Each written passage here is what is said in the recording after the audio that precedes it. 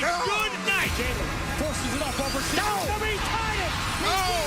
WBZMM and HD Boston 98.5, the Sports Hub. Beasley Media Group Station. Sports Hub headlines presented by Celsius Energy Drinks. Well, the Celtics got their expected news yesterday. Jason Tatum did indeed rupture his right Achilles tendon near the end of a loss to the Knicks 2 nights ago. He underwent successful surgery to repair it yesterday in New York City. No timetable has been set for his return. According to the Boston Globe last night, the decision to have the procedure done immediately was because it leads to more favorable outcomes. On the floor, the Celtics play the Knicks at TD Garden tonight, down 3-1 in that second-round playoff series. Sam Hauser is probable. Grandy and Max have the pregame at 6:30 and the tip-off at 7 here on 98.5 The Sports Hub. The winner of this series will play Indiana in the Eastern Conference Finals. The Pacers finished off top-seeded Cleveland in 5 games on their own home floor last night, 114-105. Out west, Oklahoma City took a 3-2 lead on Denver with a 112-105 victory. 2 reports out of Canada yesterday indicated the Bruins are one of the teams that have spoken to former Vancouver Canucks head coach Rick Tocchet. The NFL will announce its 2025 schedule tonight. ESPN is reporting the Patriots have parted ways with the director of college scouting, Cameron Williams. And the Red Sox found a new way to lose last night. They fell to Detroit 10-9 in 11 innings. The Sox blew a 7-6 lead in the 10th and a 9-7 lead in the 11th to lose. Javi Baez's 3-run homer was the difference for Detroit. Sports Hub headlines are brought to you by Catches Law. At Catches, they specialize in helping those who have been injured not only from a one-time incident, but from a lifetime of hard work and labor. Does this sound like you? Visit CatchesLaw.com. I'm John Wallach at Boston's Home for Sports, 98.5 The Sports Hub. Your next update at 6:30. Listen to it, laugh at it, get mad at it, agree with it, argue about it. It is Boston Sports. Boston Sports. And it is all we do. 98.5 The Sports Hub. Ladies and gentlemen, I need all of you to stop what you're doing and listen. Toucher When has that been necessary to fact check? and Hardy I am not known as Mr. Fun. on 98.5. Hey there. Sarge GPT loading up. Let me hear you say, "Boo! Boo! Boo!" Crush me, mommy. Say my name. I'm a robot. I'm the son of the Pope. I'm a goddamn drag. Yeah, good luck, dude. Nothing like a good tushy. I love you. And I think you know that. Excuse me? Toucher and Hardy Watch Daddy and Uncle Freddie. Knocking back some fun. Having some fun. on 98.5 The Sports Hub. Let's go. Hi. Good morning. Yes! Hi, Joseph. Yes! Hi, Joe. How you doing? You having fun? In! You're in on having fun. Well, aren't you a mystery today? And I ate it, and right away it was good. You didn't savor it. That's the problem. Hey! We are Toucher and Hardy. And you know that we are in the Tom Fair Tire Studios. You can watch us on YouTube. Subscribe to 98.5 The Sports Hub on YouTube. There's a lot of good stuff there. Watch us live. And give us a call at 617-779-0985 as we navigate so much to talk about on today's show. It will be a cavalcade of fun. Look out for that. As everyone, I hope, enjoyed the weather yesterday, as we had weather. Do you remember the now, Adam was invited to the show. Now, I want Adam to know. Yeah. You know, Adam talks a lot about being a scenester. You know that, Hardy. Oh, yeah. So, you know, I'm unashamedly, some words I can't say. You should have heard Nick in here this morning saying legality.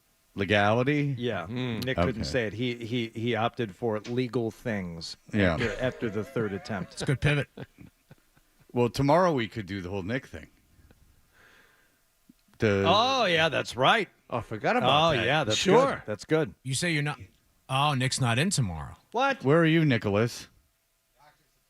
Doctor's appointment. Well, you can't. Listen, you got to schedule those during the show. Because those are all-day affairs, I'd imagine. No way you can get a doctor's appointment, say, after 10 a.m. Well, they're not open for the first 3 hours of the show. Doctor's office is open at 8, right? 9? 9. Yeah. Generally 9. Hold on, here we go.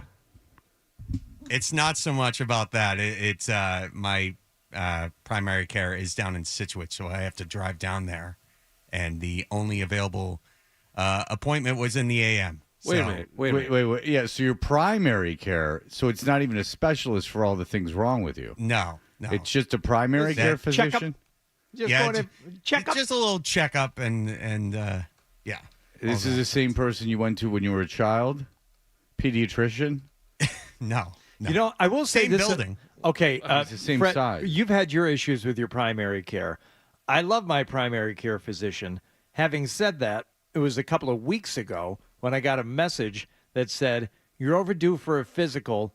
Here's when you're coming in." And they gave me the day and the date, and there wasn't any conversation about it. Yeah, Yes. that's not great. Yes. Yeah, because people don't want to be primary care physicians anymore. They're impossible to get into. It's the same thing with therapists. Like they don't take insurance, and they're impossible to get into. Nicholas, come back here. Yeah, Nicholas, come back. Nick's primary care physician is on the South Shore. He lives north of the city. Why don't you switch primary care physicians? That's the problem. Nobody's accepting new. Well, how far is the primary care physician from where you live? Pretty far. It's like 50 miles. Yeah, it's far. Nick, Yeah, I know. got news for you. My God. As hard as they are to find, you can find one closer than 50 miles to you. I know. Does this one use their hand on He you or hooks me up. something? Don't worry about it. Oh, yeah, nice. He hooks you up. So you drive 200 miles round trip to get hooked up for the copay. Yeah. Why do you still go to this person? Because I haven't found a new primary care. Have you yet. tried? Yeah, I have.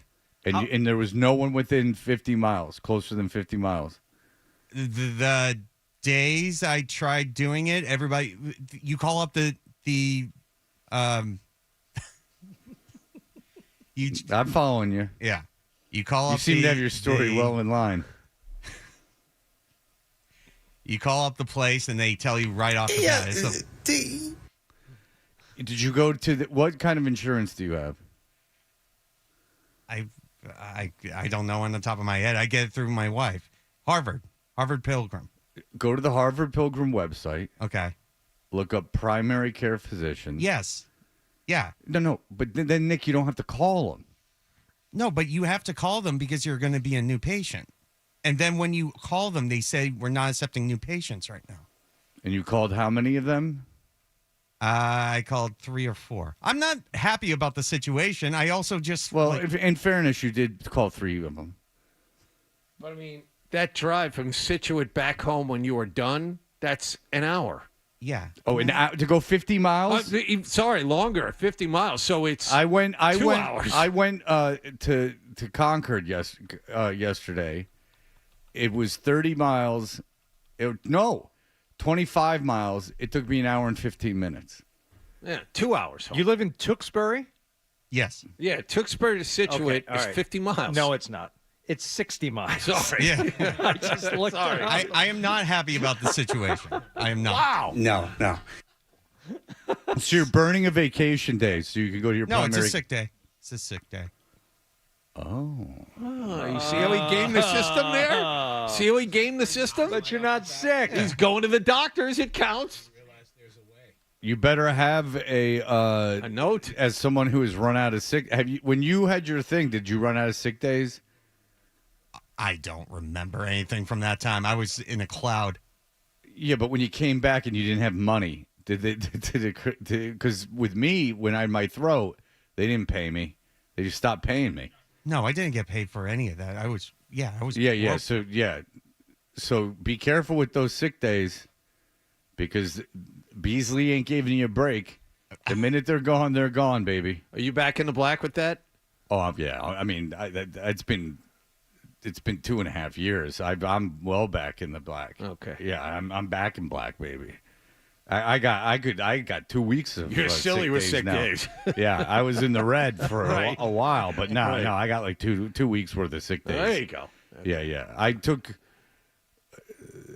1 or 2 this year, and I think I only took 1 last year. So I'm all right with sick days. You got to be very careful with them because CBS, when there was a problem, they would just go, "Don't worry." Like if there was a big medical problem, they go, "Don't worry, we'll pay you." But Beasley is not that. They just go, "No, you're out of sick days," and then they go, "Do you want to take all your vacation days?" And it's like March, and you're like, "Well, I would like to be able to take a day off from work now that the rest of the season is happening." A lot of forms to fill out when you're on an extended period of time, too. Yeah, and a lot of forms to get $2,500. Yes. That's right. Well, Nick, good luck, Girl I man. know says JFC. It's not even 6:30. Leave that young man alone. Do you see the sympathy you garner, Nick? Yeah. Because everyone knows that you are so broken at such a young age that to leave you alone. Well, we're disappointed you're not going to be here. Maybe we'll have to do the thing with your dad on Friday. Yeah, that'd be good. That'd be good. I'm sorry. I'm going to miss tomorrow's show. Yeah. It's not that you're missing the show. It's just that it was so avoidable just for your own sake. But maybe you like that drive. Do you I got don't people like in the drive. situation? At all. All right. You don't find it to be relaxing? Josh, go ahead. Hey, Nicholas, I can help you. So don't call your insurance company. Call the nearest hospital that you live near. Tell them you're looking for a new primary care. They will tell you everybody who is absolutely accepting new patients. They might even set up the appointment for you. And I know this because my wife works for UMass, and she does this on a regular basis for people. Nicholas? Cool. Thank you. Now, Tewksbury Hospital is near you, Nick, but it is a psychiatric hospital. No, Yes. that's So that'd be more for me Yeah. than for you. You don't have those issues. Yeah, you're not cuckoo for Cocoa Puffs like this one over here. Well, I mean, Nick's got his own issues. Nick's not free and clear on that, but he certainly has not reached the depths of me. All right, Nicholas. I'm just looking out for you. Yeah. Oh yeah. He's got to go out tonight and get audio We'll at the have game that tomorrow. yeah. Well, that's good that he doesn't have to come in. I'm back to that chair.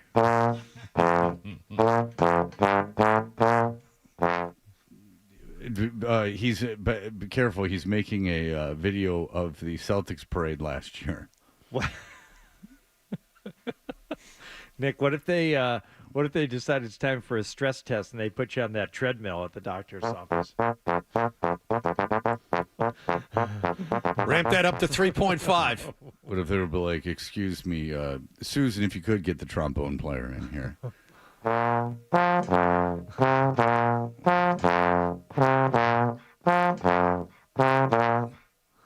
Huh. We've measured your legs, and I don't think that you're appropriate for the treadmill. You're an injury waiting to happen.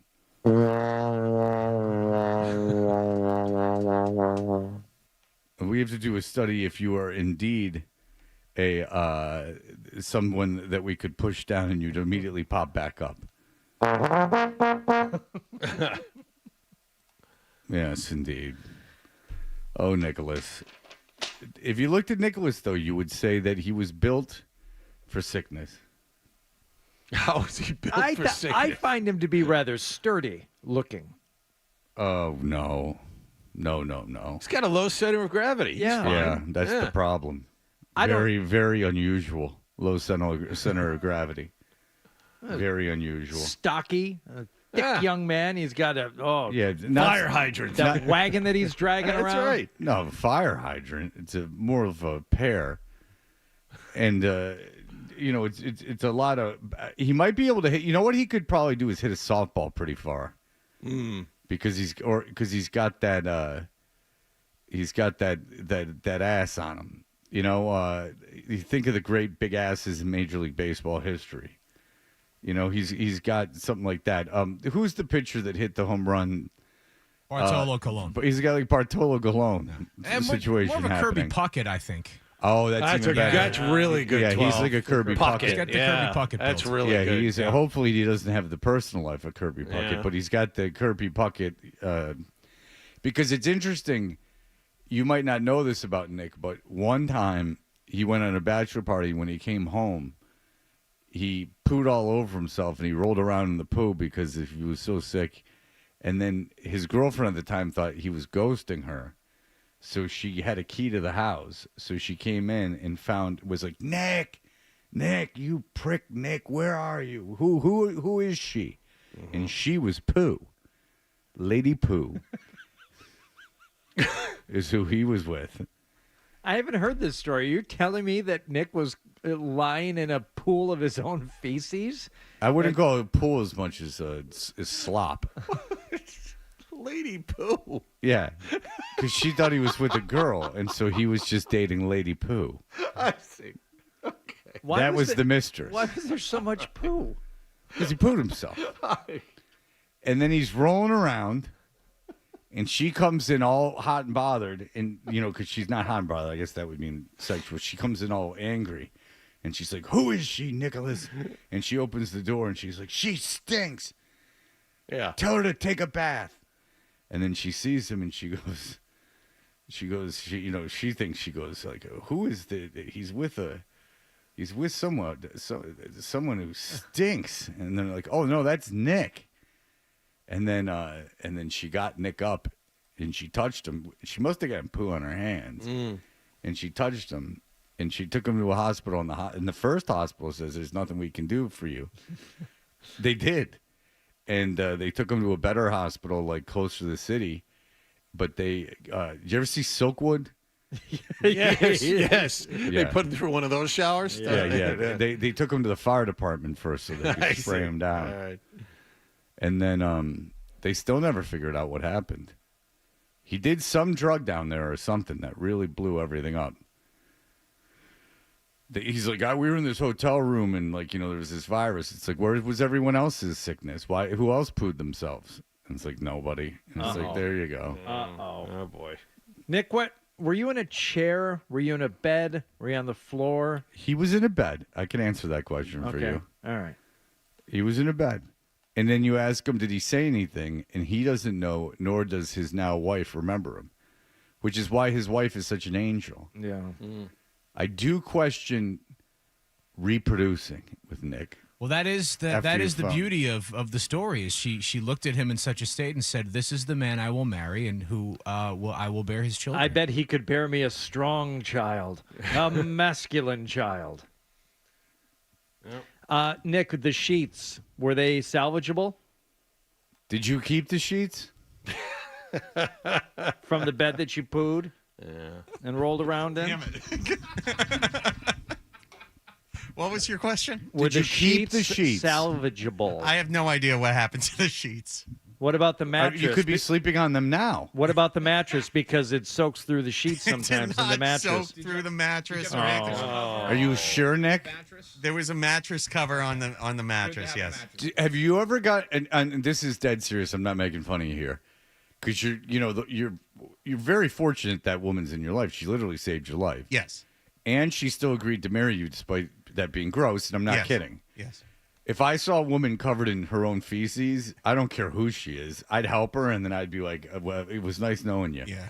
So, does she ever use that against you, like in an argument? No. Like if never, you don't want to never. do something, and she's like, dude, I saved your life. No, but she could. Well, yeah. Obviously.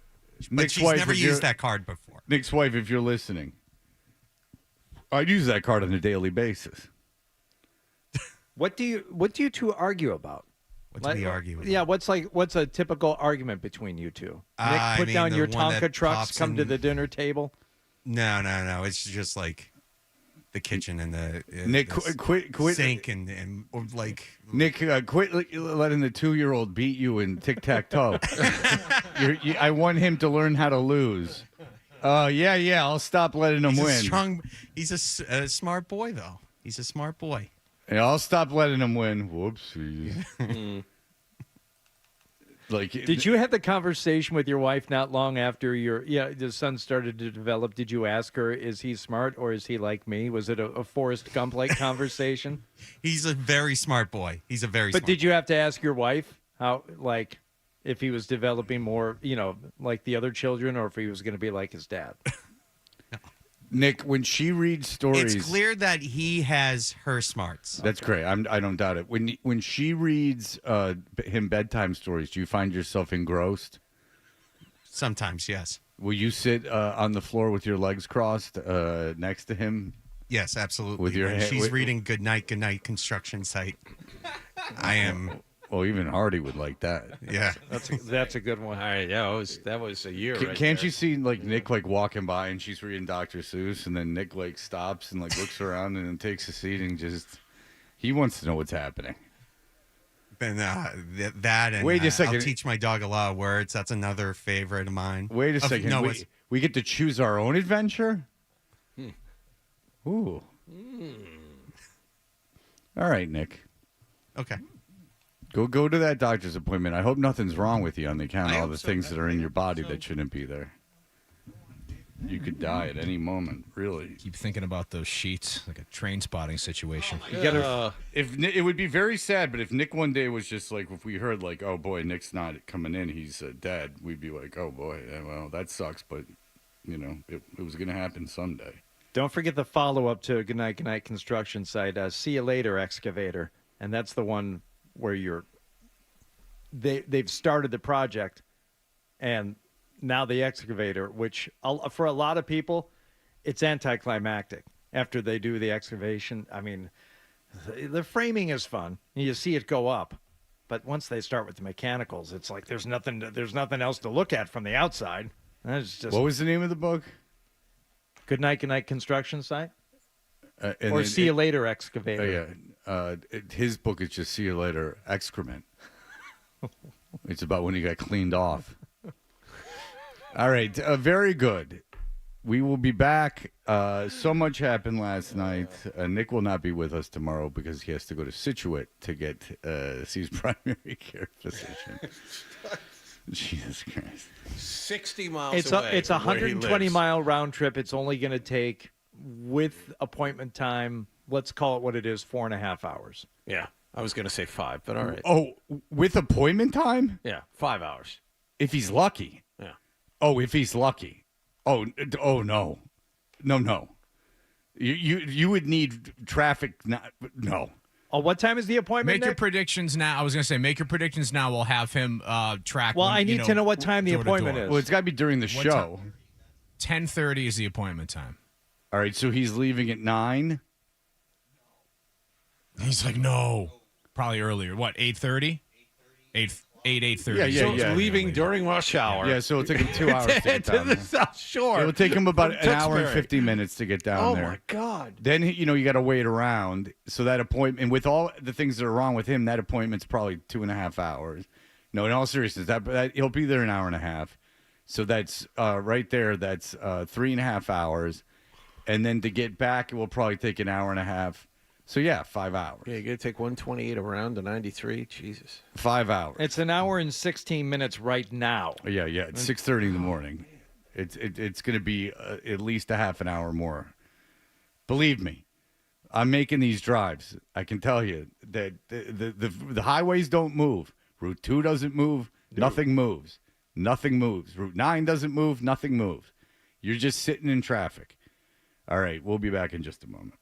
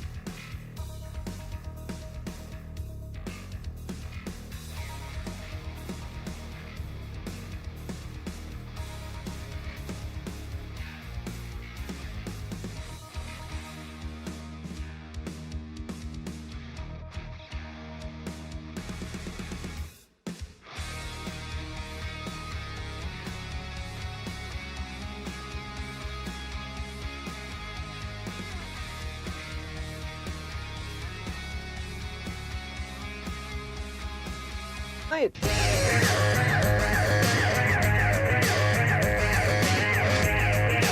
All right, we're Toucher and Hardy. What happened last night is brought to you by Leonard Hair Transplant Associates, where your hair doesn't have to be a game of what happens. So change your lettuce and change your life with Dr. Matthew Lopresti at 1-800-GET-HAIR.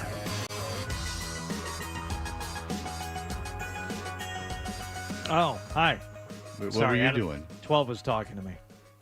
You always have very good ideas of when to talk. And No. cut off It people's, was fine. I didn't know. headphones. I didn't know, and I didn't know you were ready for me. Are you ready for your Boston Red Sox, who were in Detroit for another game against the Tigers Yeah. last night?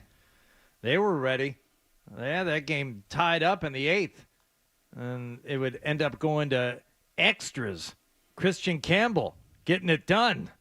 First pitch swinging. Campbell in the air to right. McKinstry goes back at the wall. Gone! Campbell has done it in the 11th, and the Red Sox have the lead. Oh, man, does that feel good for Christian Campbell to be able to come through in this massive spot. Just knowing he was going to get attacked with fastballs up and in. That's where they've been getting him out a lot lately. Barely gets it out of here to right to go up 2 here, top 11. Fred? What happened? I'll let that sit. It's too much talk after it. So there's another dinger. I'll get involved in that one. Okay. The Red Sox take a 9-7 lead in the 11th inning. All right, just hold on to that one, boys, and you'll walk away with a win after you got absolutely thumped the night before. What was it, 14-2? Yeah, 14-2. In the series opener? They got 9 runs in the 3rd inning. Okay. Yeah, that game. All right, Yeah. so let's just hold on to this one, okay? Javi Baez homered earlier. First one in the air, deep left field again. Yes. Oh no! Did you say Hervé Villachez? The plane. No, I said Javi Baez. The dong, the ding dong. This must be fantasy left field. It was good right up until there. Ricardo Montagon. Mr. Rourke, out of the park. Oh, the fans go nuts. What a night in Detroit. This is He really tattooed that one. Hey! almost the same pitch he hit for a 3-run homer earlier in the game. Slock it out to left. It wasn't a mystery where that ball was going to end up. He knew it on contact. Oh, call Angela Lansbury. The mystery's been solved. Tell her to go home. Homer, he wrote. There is a special thing happening in Detroit right now. Oh. Yeah. Javi Baez, 28-15. 2 3-run homers, including that one in the 11th, as the Tigers walk it off against the Sox. Why is the Tigers telecast so much better? 10-9 win. Well, now, Dave O'Brien is not there for Nesson. all right. I'm sure that hurts the broadcast a Dave little bit. O'Brien's great. He is. That was not him making that. Well, I'm first home aware run of call, that. I don't know what was going on. I don't know. I just, it's like all said with a smile. You know, you can be excited. It shouldn't be like, First pitch swinging. Campbell in the air to right. McKinstry goes back at the wall. Gone! Campbell has done it in the 11th. And What's wrong with that? Well, keep going. the Red Sox have the lead. Oh, man, does that feel good for Christian Campbell to be able to come through in this massive spot. Like that talk. Who's that? Is that Middlebrooks? I don't know. I don't know who that is. Lenny Donardo Middlebrooks? I don't think it's Lenny. No. I Lenny don't does know. radio I don't sometimes. know. I know I don't- Will does radio, so I don't know who does what. Oh, It's Lenny man, Clark. does that feel good. Red Sox, that drops them back to 500. Once again on the season, 22-22. By the way, out of nowhere, Which is actually Nick's copay. Tigers tied for the best record in Major League Baseball. Yes, I was aware of that. Something special happening in Detroit, Yes. they tell us. Yeah, and do you think Bregman, if he could go back, would say "Whoopsies, whoopsie daisy"? maybe go to I should have Detroit. taken the 6-year deal instead of the 1-year deal in Boston. I thought I was being cute. I thought I was being smart, but no. Let's jump over to the NBA playoffs, where the Indiana Pacers had a chance to eliminate the top seed Cleveland Cavaliers last night. Jerome blocked by Halliburton. Halliburton on a push to the cup, lays it up and in. Tyrese Halliburton at both ends. In terms of surprises in this postseason, where do you rank the Indiana Pacers dismantling the Cleveland Cavaliers in 5 games, a 114-105 win last night to advance to the Eastern Conference Finals? Unless the Celtics lose, the biggest upset in the playoffs. And I'll tell you, Cleveland is not good. They're just not. They were terrible in that series. It's not injury. It's not anything else. I mean, they had a 20-point lead in that game. Yeah. They had every opportunity. Mitchell missed 3 free throws in a row. He got fouled on the 3-pointer. He missed 3 free throws in a row. Then there was a turnover, and he hit a 3. So they're down by 3. If he makes those 3 free throws, they get that turnover. He hits a 3. That's a tie game. Like they screwed up everything they possibly could. They were the weaker team. Indiana pushed them around. Mm-hmm. They couldn't run with Indiana. Everything that season was just fraudulent, it seems. It all comes down to, like we were saying before, have you been there before? Have you dealt with pressure? Cleveland, the number 1 seed, everyone expected them to make at least the Eastern Conference Finals and not the NBA Finals. And they run across a team like this that made the Eastern Conference Finals last year. And you're right, Fred, they were much more physical. But the thing that I took from this is that Indiana is going to be tough to beat anywhere. I don't care who they play. You look at what happened to them last night. You're down 20. Cleveland's supposed to win that game. They're supposed to blow them out. Cleveland's up 20. The crowd is going nuts and didn't bother them at all. And the other thing was Indiana got help from a lot of different people. We were talking about the Knicks beating the Celtics 2 nights ago. Indiana got big shots from everyone. Halliburton was the main guy, but Nembhard made a big and-one late. Aaron Nesmith hit a key 3. Miles Turner hit a couple of key jumpers in the lane. They got help from everybody, and they were far and away the better team in this series. It wasn't close. Injuries or no injuries. Well, there's the injuries in the one game, and I bet if they could go back, they would have. They feel that they probably should have played. Because it's amazing that they could play every other game, but they couldn't play that one particular game. And by the way, the Cleveland should have won the game they were. That was the Halliburton 3-pointer game. Yep. That was when they blew the lead at the end of that game. Down 7 in the last minute, they came back and won. Yeah, because if Cleveland wins that, see, this is why Cleveland's soft, and it's not so much that they couldn't take the physicality, but that is part of it. It's that loss completely derailed them. When Halliburton hit that 3 to win that game, it completely derailed them. They came back and they won the next game by a lot, but they were never the same team. They just were. They couldn't handle it. There's no excuse for that either. I mean, that's a good team, or at least they were during the regular season. I mean, they won, I think, 15 in a row to start the year. I mean, they were the team all season long in the East, and they lost in 5 games to a team they should have beaten. And so now you have the starless Pacers again in the Eastern Conference Finals. And if the Celtics, who are favorites, 4.5-point favorites tonight against the Knicks. Well, they have Sam Hauser back tonight. So there it is. Yeah. So it's like Tatum's not even injured. Yep, that's a 3-point swing right there. Max Strus for the Cavaliers last night, 0 for 6 from three-pointer, 0 for 9 from the field. Yeah. But he was 10 for 10 on headbands. He does. 0 points for one of the starters on the Cavaliers last night, who ended up shooting around 38%, 25% from 3. Even their free throws were off. Donovan Mitchell, 15 of 21. Goes the line 21 times. Well, yeah, he like I said, like late in that game, he got fouled taking a 3, and he missed all 3 free throws. And late in the game, he was the only one touching the basketball.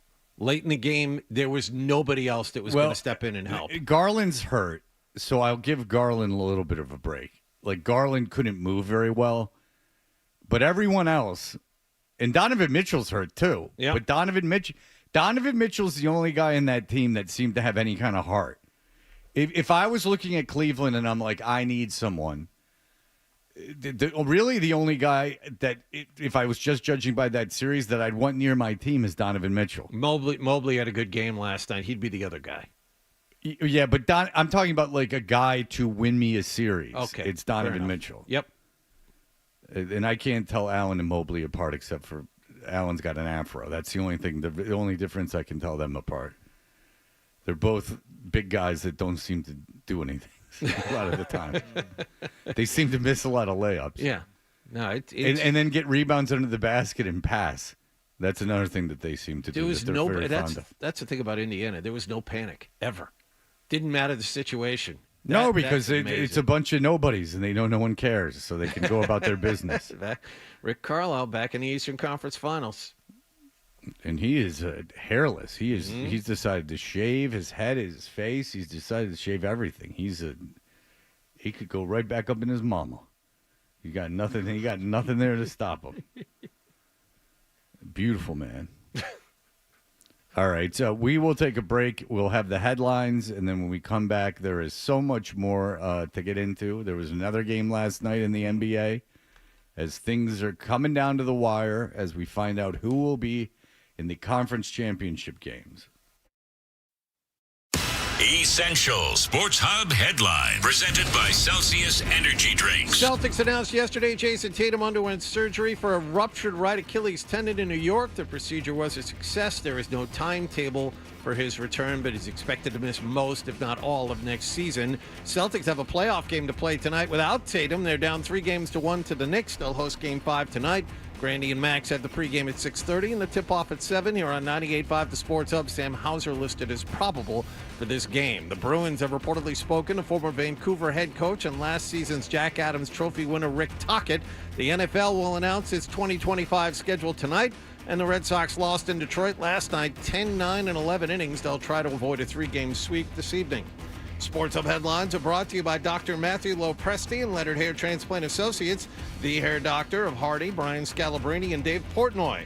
Call 1-800-GET-HAIR for your free consultation.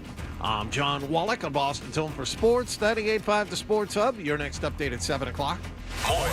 More.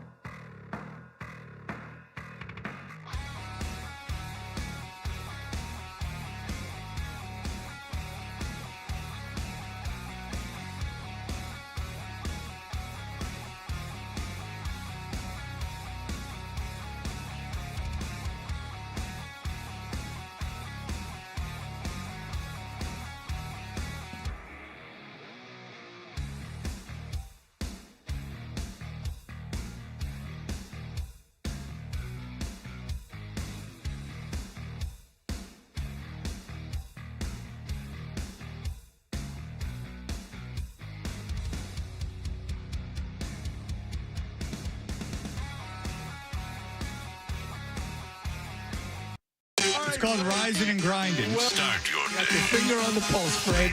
Seldom right and never wrong. right here. Is that Toucher or is that Hardy? I know, looks like a poodle. It's an effing poodle, dumbass. The Sports Hub.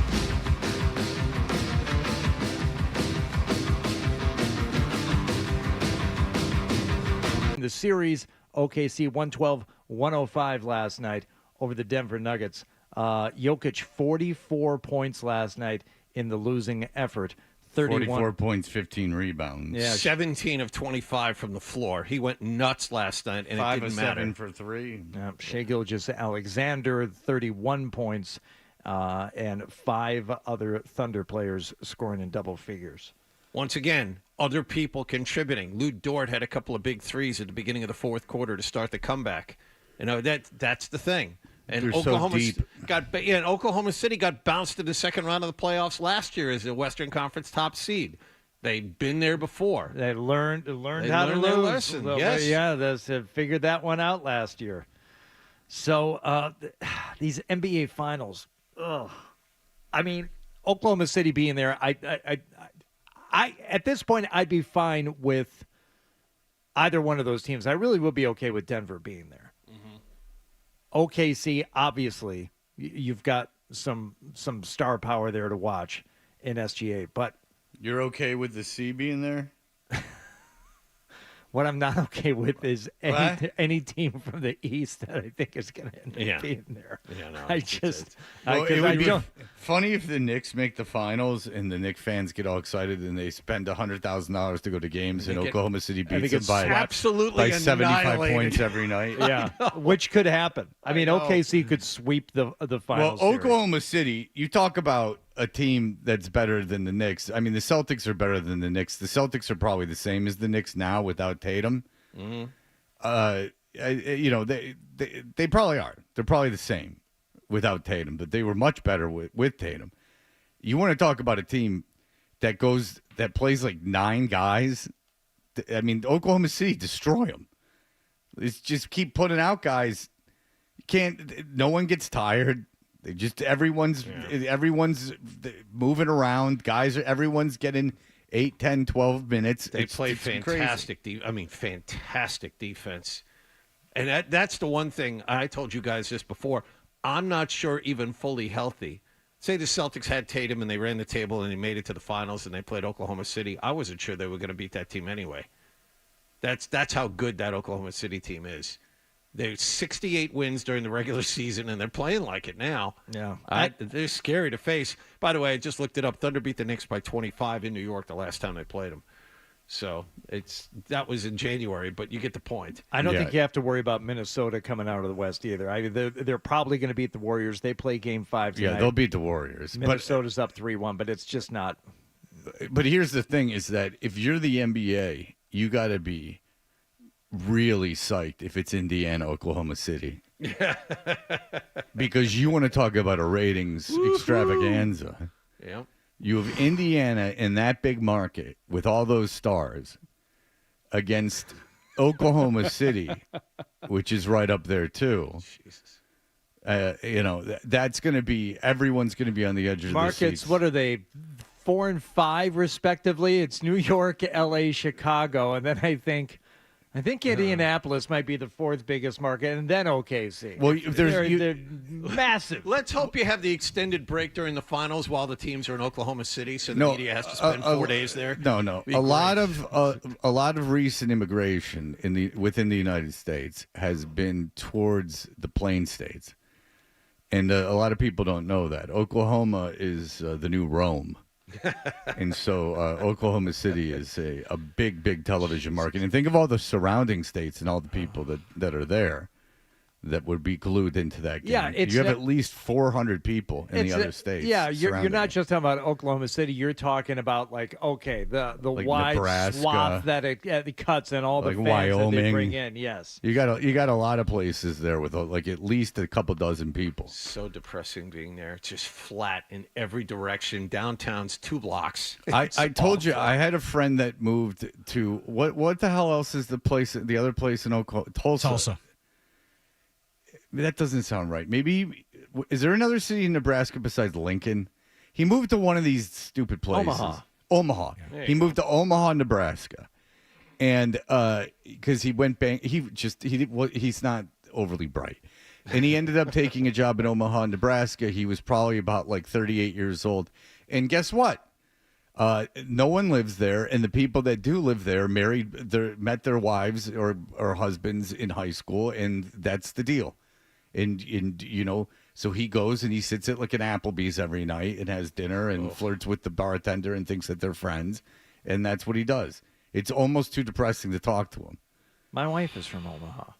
Yeah, and now she's not. She got out. She doesn't live there anymore. Very nice. Yeah, she's attractive and smart, so she had to leave. She still goes back to visit frequently, and I love her family. I myself have not been back in quite some time. Good for you. Well, you see it a few times, you kind of get it. It's like going to Paris. Like, I don't need to go to Paris every single summer. But that's the problem with those cities. Like, if you grow up there, that's great. But if you move there, no one's available. And if they are single, first of all, this guy's not knocking it out of the park no matter where he was. He could be anywhere. But like, you know, if the women are single, they're divorced with 100 kids. Because people start having kids when they're, 22. It's true. And so very few exceptions. Like, now Tulsa is supposed to be kind of all right. Because I guess like all the cool people that stay in Oklahoma go to Tulsa. Tulsa's supposed to like be a decent scene. I got family out there, and it's it's okay for out there. You'd run out of things to do in about a half a day. Right, but Tulsa, as those cities go, you know what's Omaha's got the College World Series. Oh, hey now. All right. Lawrence, Kansas is another city that's supposed to be okay. Like they had a thriving punk scene back in the day. They had the Get Up Kids, I believe. And two of the four members of the Descendants are from there. But that's Lawrence is because it's got University of Kansas. It's supposed to be all right. And these are slim pickings, but I'm talking about the Plain States. Yeah, you're putting it all on a right. Like so, Tulsa and what did I just say? Lawrence, Kansas are supposed to be like if you go that you could have fun. But everything else is a real disaster. Have fun in Albuquerque. That's not a plain state. That's high desert. Yeah, and I think I could live my life without going to Albuquerque unless you want your ashes spread there and you have no one else that loves you. You know what that means? I love you. Love you too. Thanks, buddy. Wow. All right, we'll be back. Could Jaylen Brown be traded? I love you, and I think you know that. All right, Grandy. You're a good play-by-play guy, but it's too much with this like invisible threat that you're arguing against. Thank you. It seems like a way that you prop yourself up and like try to endear yourself to the listening audience, and it doesn't have that effect. I wish I really could air check everyone. I could tell them all their mistakes. Got to bring back Fred Toucher, radio consultant, this summer. We're going to have plenty of time for it. Listen, when the Celtics lose, if they lose to the Knicks, because I'm not convinced all ideas are welcome. All ideas are welcome. We'll do whatever you want to do. We'll do.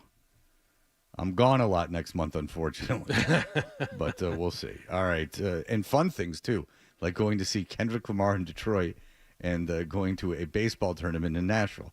These are the fun things that I'll be doing. All right, we'll be back in just a moment. You're listening to Toucher and Hardy on the Sports Hub.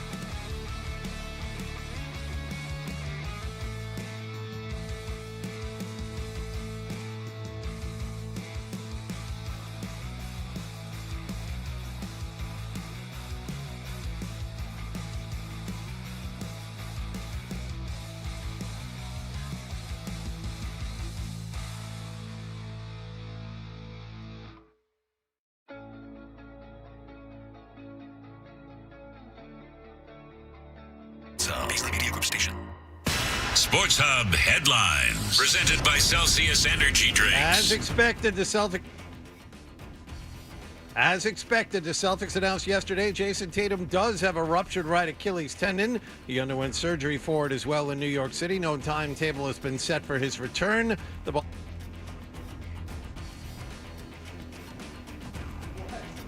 Are you turning me on and off over there? Are you turning me on and off over there? All right. Tonight at TD Garden, the Celtics will try to extend their season when they host the Knicks. Down 3-1 in their second-round playoff series. 12 pointed at you, Fred. That was the reason I went over there. Sam Hauser is expected back tonight after missing the last.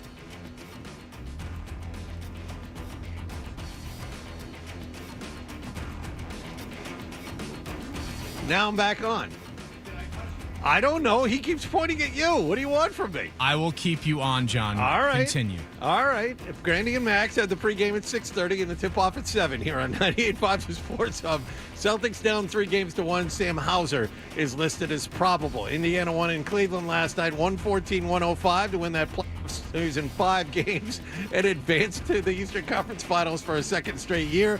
Oklahoma City beat Denver 112-105. They lead that playoff series 3-2. Bruins have reportedly spoke to former Vancouver head coach Rick Tocchet, and the Red Sox lost in Detroit again, this time 10-9 in 11 innings. They'll try one final time at Comerica Park tonight. Sports Hub headlines are brought to you by Harpoon. Bostonians have seen a lot of firsts, like Harpoon, the first brewing license in Massachusetts, and New England's original IPA, crisp and citrusy with the hoppy flavor you love. Harpoon, firsts are forever. 21 and older, please drink responsibly. I'm John Wallach of Boston's Home for Sports, 98.5 The Sports Hub.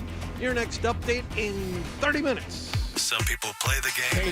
Blocked by Horford. Some talk about Let's welcome to the Sports Hub Celtics show, by the way. Jim Murray, Chris Gasper. The Sports Hub Celtics show with Murray and Gasper, Saturdays at noon on the Sports Hub.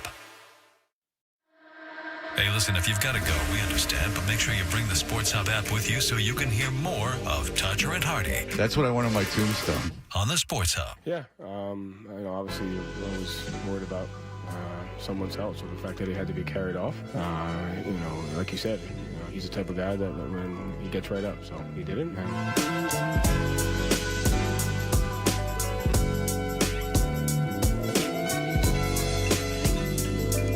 You were smart at it when I had my hands up. You would have started cutting off the mic. He did. That last one. Hey, I threw one more in. That was him. Thank you.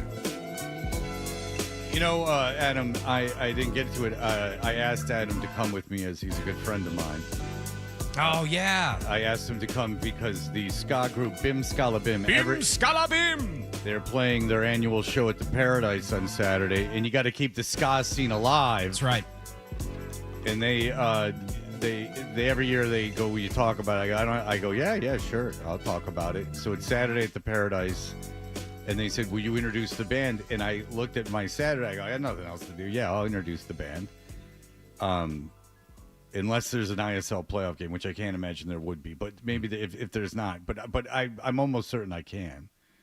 So I asked Adam, I said, can you go to the Paradise? And, of course, he is unwilling to keep the scene alive. No, I am not. I'm prioritizing my I get to be a transportation guy Saturday night, which is a joy. But yes, I'm bummed. I don't think I've seen Bim Scala Bim live since I was in college. Well, I'm keeping a local scene alive. You are. And you sit there, Mr. Bandcamp, and you can't even be bothered. There's no such thing as Ubers or buses or trains. That's a little more complicated. Get your effing ex-wife on things. Jesus Christ. Ooh. Wow. She's out of town. Yep. Everyone's traveling. Everyone's got things to do, and I'm stuck holding the bag, Freddie T. I'm just I know. Adam and his I would love to go to the Adam show. and his ex-wife get along beautifully. We do. She's a wonderful woman. I'm obviously kidding. I didn't need Hardy going, woof. Oh, did he react? I gave a little wolf. Interesting. Yeah, because then it makes it sound, because Adam knows, Adam and I and she would know that it's just joking around. Of course, but then you got Hardy over here, like Fred and I both know her. She ever ask about us? Hey, how are Hardy and Fred? She does, Yeah? actually. Yes, absolutely. Tell her I said I'd imagine hello. she's been quite concerned in the past about me. So Yes. Yes. I mean, as concerned as someone who doesn't care can get. She was also very happy when I was brought over here from the zombie radio station down the hall. You know what? We all were. Yeah, thank you. As Hardy and I saved your career. You did. Who knows where I would have ended up? Probably ruining somewhere- another radio station somewhere right. down the dial. Probably somewhere making a lot more money. All right. Here's the deal. Okay, look. We had Jeff Goodman on, and I think I respect Jeff Goodman's opinion on basketball more than anyone else we have, and that's no insult to anyone else we have. Now, okay, I like Cedric's Maxwell in terms of gameplay. Let me put them in different categories. Cedric Maxwell, as far as the number one thing with our guests is they got to be entertaining. Cedric Maxwell, since he played for the Celtics and achieved what he achieved in the playoffs in terms of like emotion and gameplay and things like that, from that perspective, I trust him the most. But Goodman is so involved with basketball. Like, he's known Tatum since he was 15. He knows all these college kids. He talks to them. He's seen them all since high school, for God's sake. Well, yeah, Tatum since he was 15, and he texts with Tatum now. Like he knows these guys. He's known them basically their whole basketball lives. So when he brings up the prospect of trading Jaylen Brown, it's interesting because here's what the macro is. Okay, Tatum's out next year. Tatum's probably not going to play basketball for the Celtics at all in 2026. So he'll be 2026. Yeah. So next year is 2005, 2026. He probably won't play in the 2026 fall of 26. In the fall of 26, and he probably won't be great in the spring of 2027. So you're talking about 2027-28 season. Now, look, Forsberg, as a matter of fact, has a very good article up about like the apron and who's making what. And so next year you have Tatum making $58 million, so that stays. You have Brown making $57 million, Holiday making $34, White making $30, and Porzingis is $30. White's 28. Sorry. This is for next year. It's 54 for Tatum, 53 for Brown, 32 for Holiday, 30 for Porzingis, 28 for White. Now the following year, 26-27, which is also a year probably without Tatum, it's 58 for Tatum, 57 for Brown, 34 for Holiday. Porzingis is gone. He'll be gone anyway. But White, $30 million, and then everyone else is very manageable. So if you want to focus from 2 seasons from now, you're not getting rid of Tatum. Okay, that's not happening. So that's off the table. A, he's hurt, and B, he's your star. You can move Holiday and Porzingis, and eventually, Derek White comes off the books. You can have all that. But what if you're not going to get much for that, right? Those players. You're not going to get a haul for those players. You're not going to get a haul for Porzingis. You're not going to get a haul for Holiday.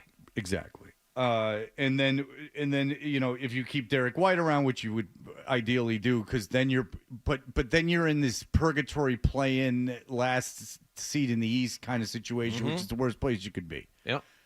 What if you unload the $53 million and $57 million off of Brown's contract that gets you well below all the aprons?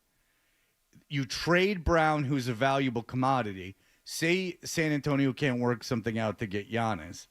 Or say they want Brown more than Giannis because he's younger. They give you the second pick in the draft this year, who's a good player.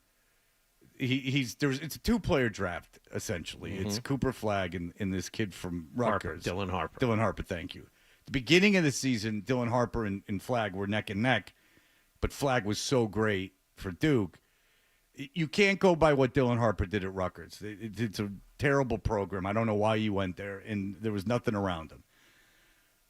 But you get Dylan Harper, then next season you're bad enough to get into the lottery. As Goodman said last year, the lottery is at least 4 players deep next year. 4 good players next year, including 2 transcendent talents. 2. Mm-hmm. And then you got Boozer's kid who's supposed to be a stud. You got a bunch. And then when you go into the 2 seasons from now, so that would be, I'm sorry with my years, that would be 27, 28. Tatum's fully healthy. You have conceivably 2 young stars not making a ton of money. Now I can go into free agency or make a trade for a big money veteran. Now, who is this that's speaking that I'm about to play? Mr. Co-Defendants, tell me this. Mark Spears. Mark Spears. This is Mark Spears talking about the possibility of trading Jaylen Brown. Even before Tatum's injury in the first round, there was an NBA executive from another team that told me that he expected major change with the Celtics no matter what happened this season. And I certainly expect such to be the case when you have a payroll where you have 5 players making at least $28 million or more, 2 superstars that are making $50 million or more. And I'll tell you what, the 2 teams I'm keeping an eye on for a couple of these guys perhaps is one is the Houston Rockets. Why? Ime Udoka's there. They've been certainly rumored to wanting to upgrade their roster, and he knows these guys, and they probably would be attracted to returning to play with him. And then another team is the San Antonio Spurs as well. They got the number 2 pick, and I'm told that the Spurs are quite happy with the talent that's available at number 2, but they're going to explore potentially trades as well. So it makes sense for the Spurs because if you're the Spurs, you get a 28-year-old guy that's a 2, a really, really good 2 that you put with Wembanyama, and they got another piece there too, right? And so you look at that, and that's good. I'm not interested in anything Houston has.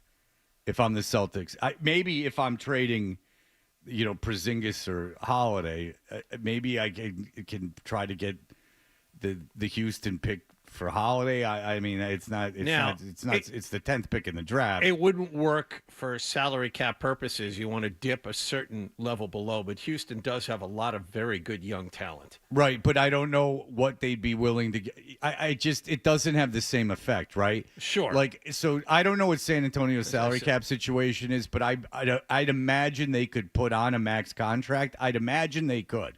Houston also has, thanks to the James Harden trade and other things, they have a lot of first-round picks they can deal you. Yeah, but they have the 10th pick in this draft, and I'm looking for 2 years from now. I'm not looking to build from the ground up. If I can swing a deal with San Antonio, and that gets me Dylan Harper. You're talking about the Aaron Fox, the guy who's the running buddy. DeAndre Fox. Fox. So if you're San Antonio, you have Jaylen Brown, DeAndre Fox, and Wembanyama. Now all of a sudden that's a team that could challenge in the West. Yep, and Castle he was a first-round pick from UConn. He had a very good rookie year too. So how interested are you in having any kind of a season next year? I'm not talking about in the abstract. I'm talking about if you're a fan or even if you just want something to talk about. Do you have any interest in having a Celtics season next year? Well, if I'm a fan of a team, I don't want something to talk about. I would like to talk about Dylan Harper and his development. I don't want to talk about, winning, 48 games and having a low lottery, mid-round pick. That's not what I want to talk about. Who cares? I want the team to be good when my star comes back. And if I have the opportunity to add Dylan Harper this year and then a possibility to be high in a very strong draft next year, and then when Tatum comes back, be able to add a veteran or 2 and compete right away, I would like that. I'm wondering, we have no idea what kind of a guy he is, but what does Bill Chisholm think of all of this? I mean, ownership. He should listen to me. It's a bad time for an ownership change because if with Krausbeck and Pagliuca running the team, you're like, okay, we understand we're here for the long haul, etc. New guy coming in, does the new guy really want his first season to be terrible? I mean, first of all, got to factor that in. First of all, anyone who kills him for getting under that tax apron is an idiot and doesn't understand anything. Again, nobody is paying $500 million to keep this team together. Even if Tatum wasn't hurt, That you wouldn't, I wouldn't, no one listening would. You're not paying $500 million. It's ridiculous. You're losing money. Then you're losing money. You've just spent how many $1 billion for this team, and now I'm spending $500 million, $500 million. Yeah. No, that's on top of a possible new arena. Yeah, I know. No. It's short of like 20 guys in the country. $500 million is enough. I'm not paying that. Now, so people were leaving anyway, but when Tatum comes back, Brown's in his 30s. When yesterday when it was first on the table, because it was very fresh, I was thinking you can't get rid of Jaylen Brown because you got your two stars and who you're going to get back in return. But now that I think about it, you got to clear the decks anyway. A very easy way to do it. And also, John, it's not just about getting under that apron. It's having money to move when you want to, when you want to add pieces. It's a chess game in that regard. I agree. But when you bring up trading Jaylen Brown, I mean, getting rid of Porzingis, who was on his way out anyway, more than likely, or trading Drew Holiday, that's one thing. But if you get rid of Jaylen Brown, that's completely different. And that was more my point about Bill Chisholm coming in. How do you sell a new owner on that? Right. Because he was buying one thing, and now all of a sudden it's something completely different. Okay, so we're looking at different ways. I think when you buy the Celtics, you're buying the Boston Celtics. You're not buying the Boston Celtics next year. You're buying the Boston Celtics.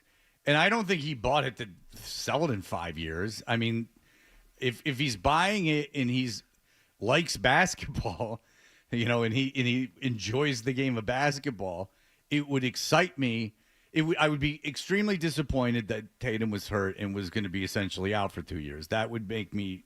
It would upset me. I feel really bad for Jason Tatum. I feel bad for the fans, but I would be excited at the prospect of when Tatum comes back, having a real chance to compete at a high level again. I just think it's interesting. Chisholm's going to finalize the deal this week, next week, whatever. That's what we were led to believe. And all of a sudden, he has to have a hard conversation with Brad Stevens about all of this.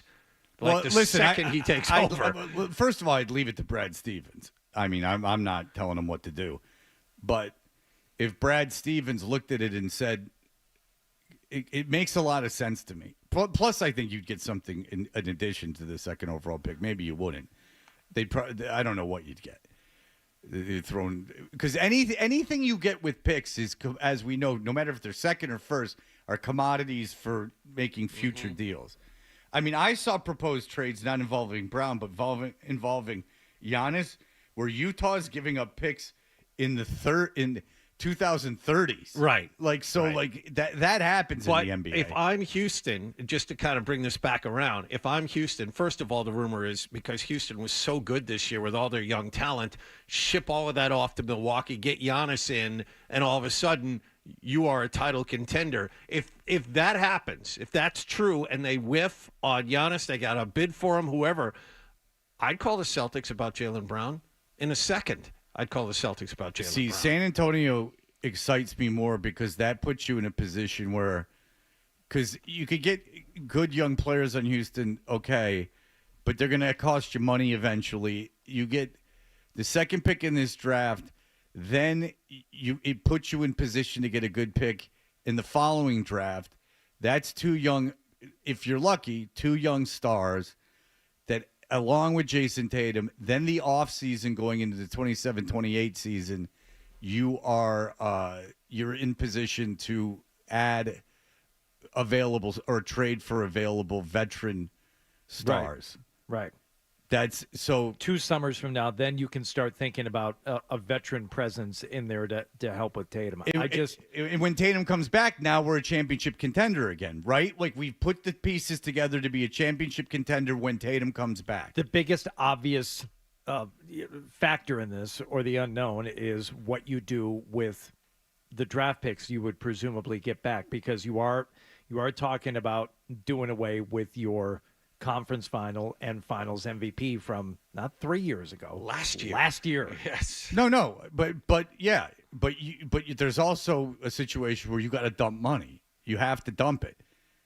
And so is it worth hanging around to Brown being a middling team with that's not going to get any kind of good draft capital, and having Tatum come back and you have Brown in a much inferior team to what you have now. It's Brown, Tatum coming off an injury, because you're in purgatory either way. You lost your best player by far. So Jaylen Brown, and you're not adding pieces. It's not like we can go out. You can go out. The Celtics can go out and add a bunch around Brown. Tatum's contract still counts. So it's going to be Brown without Tatum, Porzingis, and Holiday. Mm-hmm. So it's going to be Derek White, Brown, Peyton Pritchard. And the 2 draft picks you have coming up next month, Fred. Yeah. The 2 big guys you draft. So the more I think about it, the more I'd trade Jaylen Brown. I'd trade him. I think that your opportunity to be good when Jason Tatum comes back, you're immediately a title contender again. You should be. And you trust Brad Stevens to make those picks.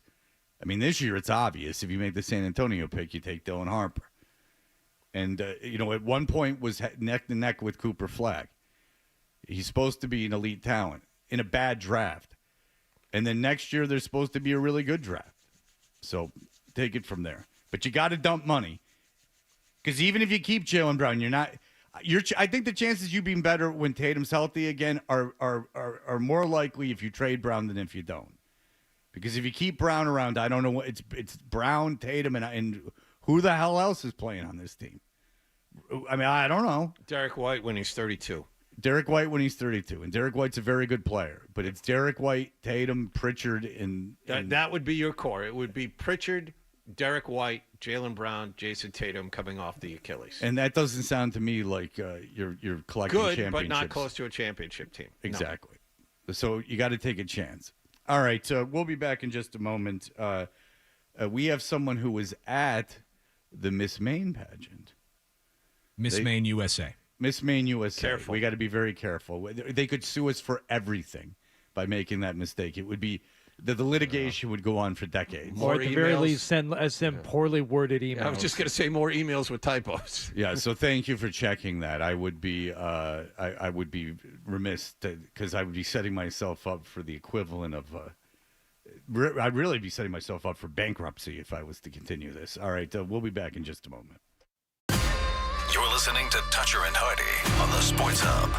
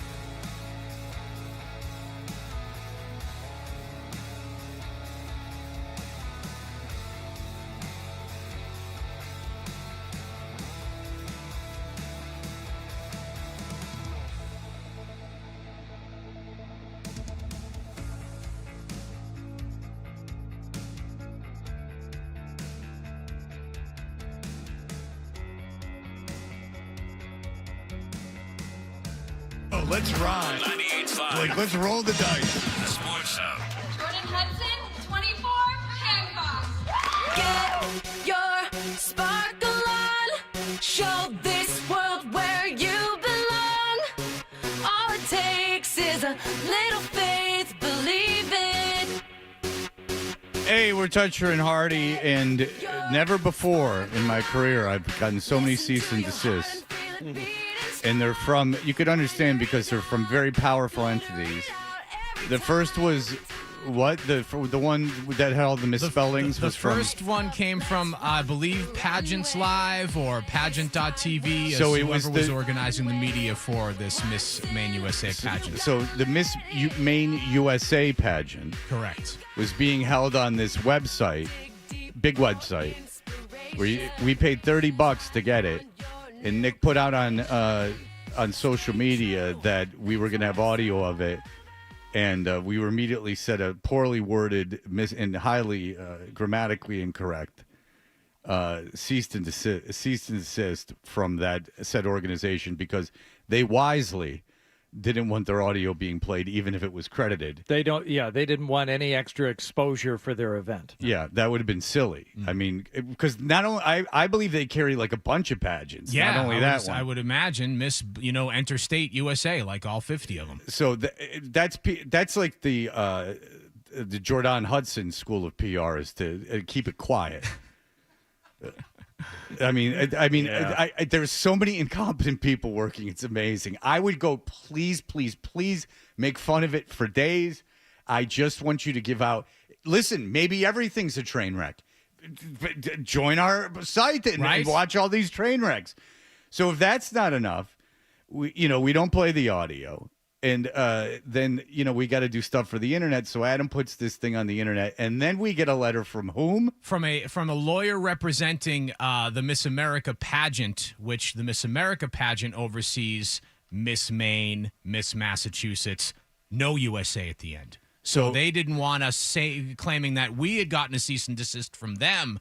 No. The Miss Maine pageant is different than what we got a cease and desist from the Miss Maine USA pageant. Okay, so the Miss USA pageant is not affiliated with what Jordan just did? No. Okay, so they're so embarrassed, apparently, by this whole Jordan thing. They don't want to be associated with it. So they wanted to make it clear that they're not associated with her. But then again, we weren't there. The scene.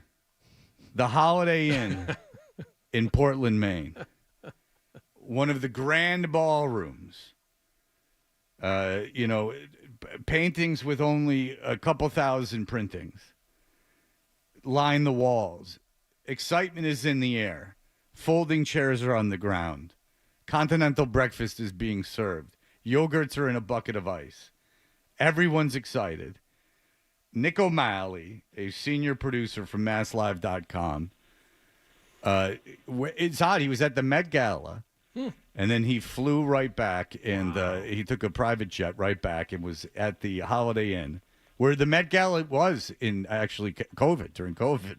They had the Met Gala at the Holiday Inn. In Portland. In Portland, Holiday Maine. Inn by the Bay. Holiday Inn by the Bay. Nick O'Malley, thank you for joining us. You were there. Yes, and as wonderful as Diana Ross was at the Met Gala, listen, those, that the shorts and button-up and the poofy vest that you see at the Holiday Inn by the Sea, that now that's fashion. It really is. It is a who's who of Maine people. So you are invited. Had you ever been to a pageant before? I have not. Okay, so why not, loser? Yeah, I know. Jesus Christ, you call yourself a I journalist. am not on the cool kid list. Listen, dude, I cover the Patriots and I rank Oreos. That's my day job. Well, listen. Well, welcome to the big leagues, my friend. When you're going to these pageants. When we have some time just to ourselves, Nick, I want to talk to you about the Post Malone Oreos and the Arby's sandwich that you reviewed, because those are actually of actual interest to me. See, he's already trying to make a friend. He's already trying to make a friend. No, he's listen. Anyone who writes a full column about Arby's, this is the guy I want to hang out with. This is Nick. Don't be fooled. This is Hardy's move. He's always trying to ingratiate himself with people. Jesus Christ. Well, it's called research. Try it. I need to read the Arby's article to get his take. To get a sense of the pulse of the man before you speak to him. You're like a method actor. You have to really dig into the character. Yeah, I'm Daniel Day-Lewis, and you're Carrot Top. Go. I have one left. Nick is like one left foot. Hey, Nick O'Malley, I apologize for not reading the Arby's article, but I will try to trudge on. All right, so So you get? I'm serious now. So you walk into the Holiday Inn, and are you led to like some random conference room? Like, what's going on? So I walk in, and I'm lucky enough to get a press pass. So I go find the media check-in, which is, a very nice woman who I'm not going to out her publicly because she did a very fine job with what was an insane situation. There's a line of people waiting to get in the State of Maine Grand Ballroom. So just this crowd of people waiting in this Holiday Inn lobby. Did you have access to the cereal that was in the continental breakfast, or did you have to be staying at the hotel for that? I think you had to be staying at the hotel, although it was hard to tell because I came into a back entrance where I went through like a concrete parking garage maze, and there were stairs going up and down. This is the most confusing Holiday Inn I've ever been to. Well, they have to make them confusing so the paparazzi Right. can't get to people when they're staying there. Well, it's Secret Service too that creates some of those mazes. Well, Lincoln stayed there. Yeah. All right. So you get through this press, and there's a ton of press there. You're not kidding. There is like a ton of press there. All right. So now I know how hotels are. I haven't been in a Holiday Inn since I was in my early 20s, but because I have a job. But they so you're there, and there's like a bunch of like conference rooms, I'd imagine. Are there other activities? Like, is there an accounts receivable conference next door, or has the Miss Maine USA pageant taken over the whole hotel? The force of nature that is the Miss Maine USA pageant has shoved any and all business visitors, tenants in the building far away. Nothing can withstand the power of this beauty pageant. Every person I saw within a half-mile radius of this building had something to do with this pageant. Okay, so you walk into the room. Now, how big a room are we talking? This was actually a pretty big hotel ballroom. We're talking about, bigger than my apartment. I don't know if it's a very big apartment, but... We're talking 3,500 square feet. We're talking about, I mean, what are we talking about? We're talking about 800 square feet. Is this like a nice studio apartment? What are we talking about here? Enough to fit a decent-sized stage, 100 people sitting down with big camera, and probably could have fit 300 people. Okay. All right. So it's about a third of the paradise. Okay. So, all right. So I got an idea of what you're talking about now. All right. So they put you where? You, the way media. in the back. Right, because they can't have you messing with the affair. Exactly. If you had to, if I was watching a mid-sized high school's production of Fiddler on the Roof, or the Miss Maine USA pageant. Thank you. Which one had the higher entertainment and higher budget, would you guess? This thing had a pretty decent budget. They definitely didn't spend it on the hosts, but very big video board, very impressive video board with a good amount of graphics. Someone spent the time to go through a choreographed dance number that lasted about 24 seconds. They did that both nights. That's right, because they did the same thing both days, right? But same exact thing. I have no idea what the difference was. Okay, so Saturday was a preliminary round, and they did the exact same thing on Saturday that they did on Sunday, but just with less people. But it's a different audience because it was a matinee on Sunday. The final round was at 1 p.m. on Sunday, right, Nick? Exactly. Listen, people have to drive home after this thing. Were they staying 2 nights at the Holiday Inn?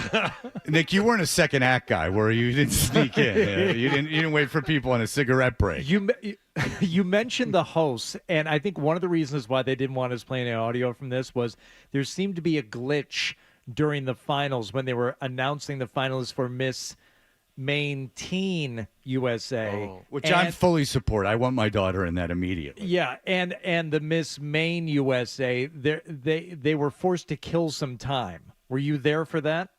Oh, absolutely. And it was as uncomfortable as it sounds, imagining two people trying to pad out time as the judges like, oh, we don't know who made it. Because this was going from the top 10 to the top 5 for the adult portion. And they later explained that there were 2 separate ties, including a 4-way tie for whatever scoring system they have. And I'm like, wow, that's really interesting. There's a scoring system. Jesus Christ. That allows for ties. It's fantastic. All right. So, okay. So you kept an eye. I read the article, obviously. I didn't read the Arby's article again. I apologize, but I did read this article. Wagyu burger. We're talking to Nick O'Malley. He was at Miss Maine USA. So Belichick, he comes in like a side door. He's sitting next to Jordan Hudson's father. Can you kind of describe the two of them together? I actually didn't know that he was sitting next to Hudson's father. That's who did you think he was sitting next to? Like someone's brother and the contestant's brother? I mean, he was sitting next to the father. Yeah, that's weird, huh? Oh, I thought he had like a bodyguard he was walking in with through a side door. No, he did. He did have a bodyguard with him, but he was at points sitting next to the father of Jordan See, I was Hudson. too locked in on the back of Belichick's head. What details can I glean from the back of this man's head? Is he actually clapping? Is he awake? Has he heard Pink Pony Club before? These are all questions I've been asking myself ever since this pageant. No, you said that Jordan did look at him at one point during the competition, like as if we're in this together, buddy. Oh, fired him a wink right from the stage as she was walking off. Yeah, they're in love. Now, what was it like when Jordan, who had finished in second place last year, what was the vibe in the room when it was announced that she had failed at that and had become third runner-up? You know, I'm making jokes about this a lot, because everything with Jordan brings jokes, but the crowd reaction was pretty even. There wasn't a noticeable difference when Jordan Hudson was introduced. Maybe a little bit more, but there was a strong reaction spread pretty throughout all of the contestants. And so there was just a general excitement, and it's hard to determine what was the tension or excitement from Hudson getting eliminated to, they're down to the final 2 now. Well, it sounds like an electric audience. If you were in charge, would you have made? Were you comfortable with who they named Miss Maine USA, or do you think that was fair? Do you think that there was something against Jordan Hudson? Do you think Jordan was so far and away the best that she got screwed? Or are you comfortable with the decision of the judges?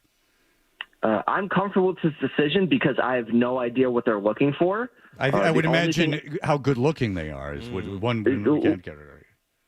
Well, listen, it's not about looks or the dress. Apparently, it's about how they present the outfits. And what I noticed was that Jordan Hudson did a lot more spins and hair flips than everyone else was really going for it.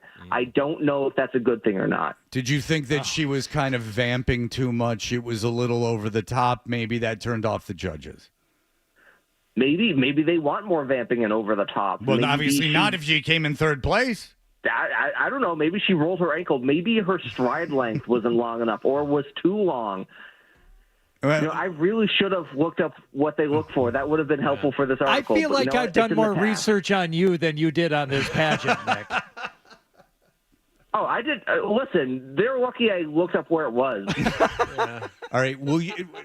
Are you going to do a Yelp review of the Bangor or no, the Portland Holiday Inn? Is that in the future for you? It's a sensible mid-sized hotel, and the one thing I do feel bad about was this poor hotel catching strays. But you know what? It'd be very easy for them to counteract whatever bad PR I'm giving them. Here's a free tip for this hotel. Go to the second floor, take a random room, call it room 238, and then or 283 and call it the Belichick room and say, oh, Bill Belichick stayed here. And just say, oh, you got the Belichick room. But then you'd be lying. Okay. All right. Well, listen, I hear that Ukraine and Russian leaders are getting together there later this week. It's the new Kennebunkport. It's the new Camp David. Well, listen, there were Kennedys playing football in front of it the other day. Yeah. All right, Nick. Nick O'Malley, read him at masslive.com. Him and Hardy have become friends. Nick, thank you for the time, sir. All right, take care, guys. Thanks, Nick. All right, See you, we Nick. appreciate it, Nick. All right, there you go. It seems like nothing happened. Man, It doesn't seem like a lot happened. that audio of the hosts. And you feel bad for him. We've all been in that position where you got to kill some time. I could kill the time. But I'm quite confident I could kill a couple minutes of time into a microphone in that, and I'm quite confident you could too, given our jobs of killing time 4 hours a morning. oh, maybe we'll be asked to host it next year. I would host that in 10 seconds. In 10 seconds, I would host it. They can't pay you. Would you still do it? Yes. I would do it for sure. For sure. 100%. Yeah. That'd be great. I would do it. I'd dress up. I'd do the whole thing. I'd have the time of my life. And if Jordan was there, I would because her friends at least have got to tell her that I rip on it all the time. That uncomfortableness between the two of us would be priceless. I live for that kind of crap. All right, we'll be back in just a moment. Essential Sports Hub headline presented by Celsius Energy.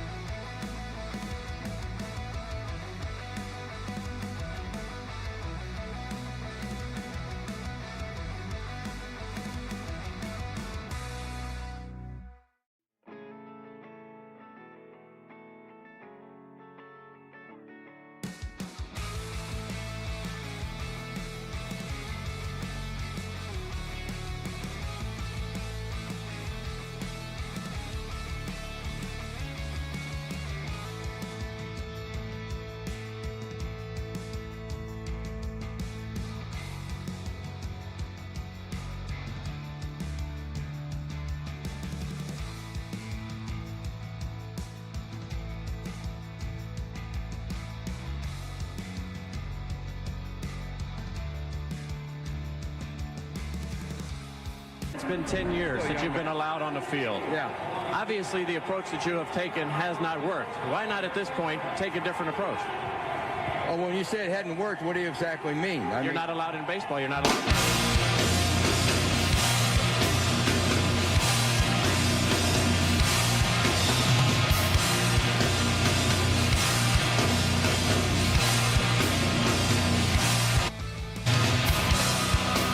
Hey, by the way, Jim Gray was courtside at the Knicks. Now, I don't know if he was sitting courtside, but he was standing on the court. Always around. He's always there. He's a barnacle. There. It's He's just- amazing. Again, I opened up that Judd Apatow did a documentary and put out like a coffee table book on the life of Gary Shandling, who, of course, was brilliant. And he had these basketball games like once a week at his house that a lot of comedy writers and people went to, and the centerfold of the book is a shot of one of the games, like everyone posing after a game. And there's, a bunch of comedy writers, like some comic luminaries, and then Jim Gray. And it just broke my heart.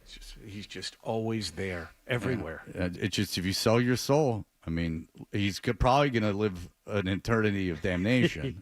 But listen, his time on earth is. He went down to the crossroads a long time ago. Yeah, so he's got that going for him. But if there's a hell, let's be honest, he'll be there. We're not going to have a lot of time to talk about it today, but Major League Baseball did something under the pressure of Donald Trump that is going to... which in itself is incredible, by the way. I don't know why Rob Manfred particularly cares what any president has to say about anything, or why the president cares about this, but Shoeless Joe Jackson, who is illiterate, and Pete Rose now are essentially allowed into the Hall of Fame. That will be voted on by it's not the media, it's some special group.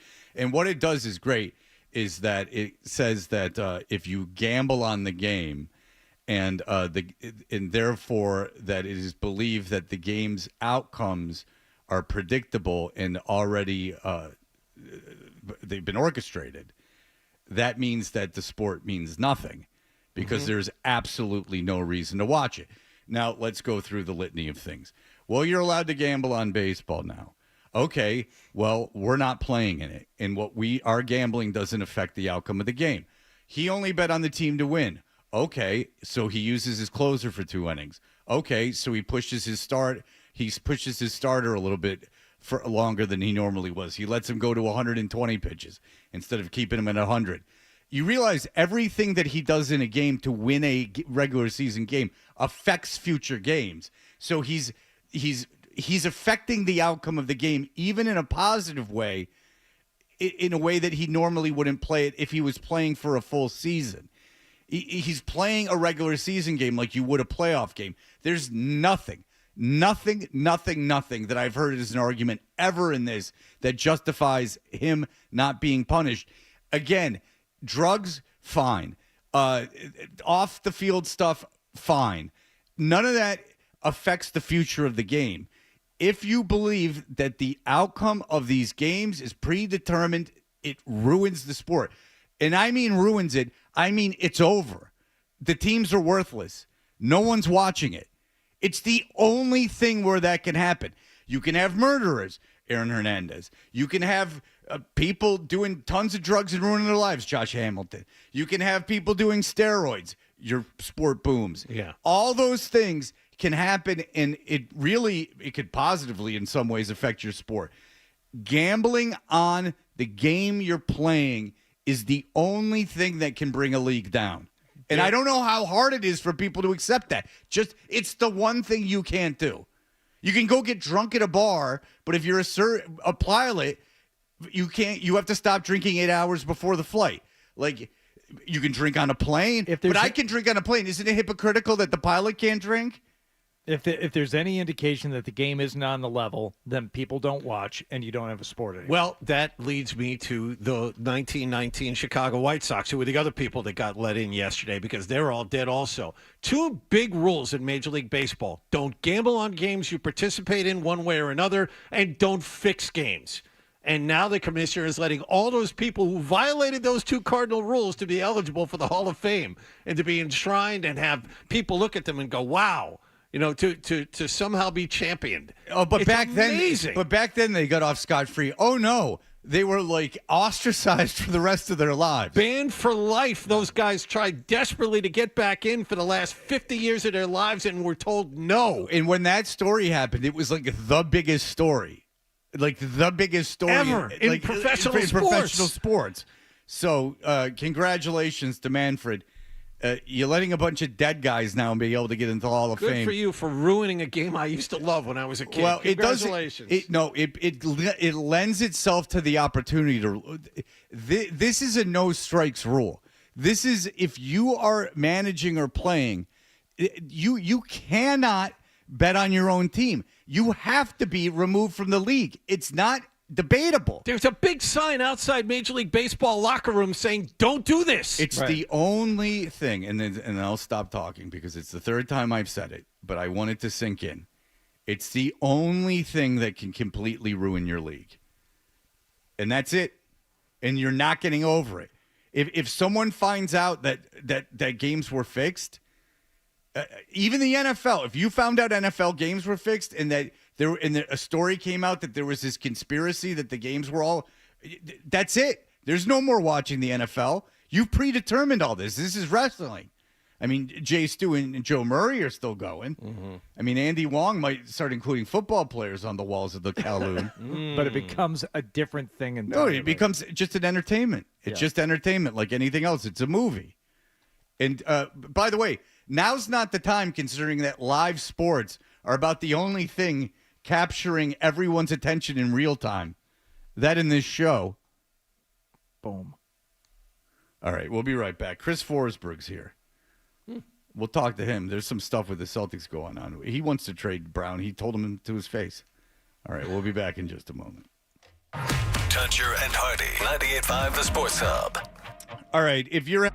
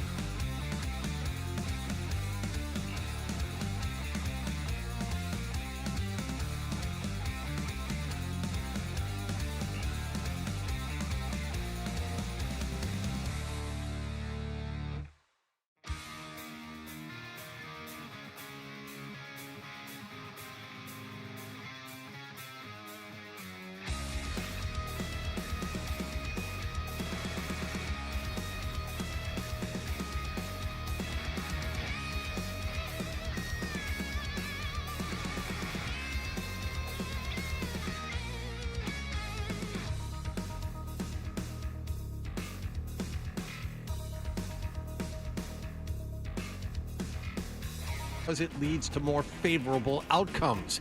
Lost in all of this is Celtics still have a playoff game to play tonight without Tatum. They're down 3-1 to the Knicks. They'll host Game 5 tonight at TD Garden. Granding and Max have the pregame at 6:30 and the tip-off at 7 here on 98.5 The Sports Hub. Sam Hauser has been upgraded to probable. Indiana won in Cleveland last night, 114-105. They win that playoff series in 5 games and advance back to the Eastern Conference Finals. Out west, Oklahoma City rallied for a 112-105 win over Denver. They lead that playoff series 3-2. The Bruins have reportedly spoken to former Vancouver head coach Rick Tocchet about their head coaching job. The NFL will announce its 2025 schedule tonight, and Javi Baez's 3-run homer in the bottom of the 11th gave Detroit a 10-9 win over the Red Sox last night. Tigers will go for a sweep of this 3-game series this evening. Sports Hub headlines are proudly brought to you by the Albrecht Auto Group, Zoe's Auto Dealer. Get respect at Albrecht, now 8 locations, including the all-new Subaru of Wakefield. Thousands of new and pre-owned vehicles, all at the right price at albrechtauto.com. I'm John Wallach on Boston's Home for Sports, 98.5 The Sports Hub. Your next update at 8:30. This is Jaylen Brown. Jaylen Brown turns the corner. Finger roll is up and good. Scoring the foul. Listen to home of the Boston Celtics, 98.5 The Sports Hub.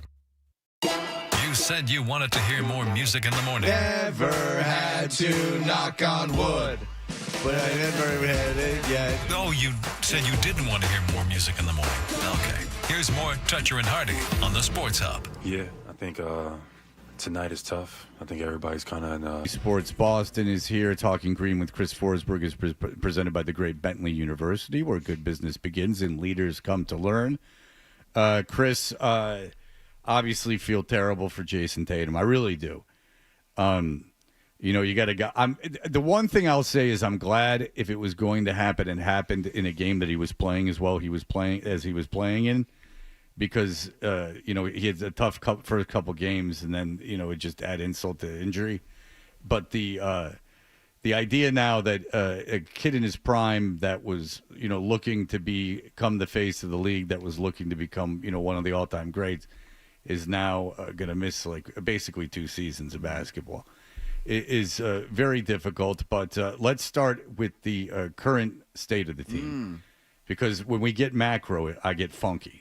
I'm just telling you, we're going to get funky in here. People are getting a little bit mad. I'm not trying to eulogize the season. It's just when people ask me what the impact of this injury is, naturally tend to go to the roster. But yeah, there's a game to play tonight. Yeah, there is. But I do want to get into the macro. That is the most interesting thing about all this, in my opinion.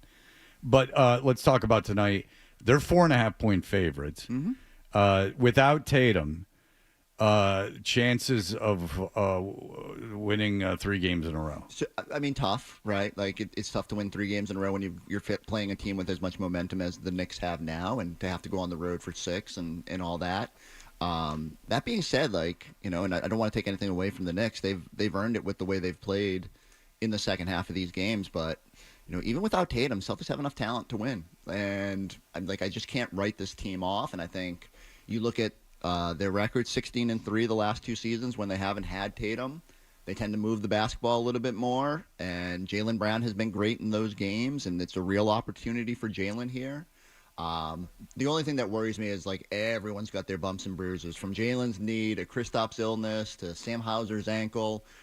You need everybody to stay upright and be close to 100%. How's Drew Holiday? You know what? In this series, it feels like he's been okay, and then that rest coming out of the Magic series probably helped him. All that being said, it's a hamstring, and when you're chasing Jalen Brunson every night, it can't feel great. So, I'll be interested. Do they use this as a little bit of, all right, everyone's counting us out, and they haven't been underdogs, and it's been a while. 2022 finals, the last time I can probably remember them being kind of everyone saying they're done, and so it's a chance here to go out there and prove it. And I'm really interested to see what they do. Do they go out there with a little bit of pride and really push this thing? It could be fun. Joe Mazzulla always talks about a chance to write your legacy, and this would be quite the chapter in the story. And I'd like to even roll it back to the year they lost Gordon and Kyrie. No one thought that team had a chance, and pushed it all the way to Game 7. And not saying that's great, because you need to get to that finish line, but I'm not writing this team off.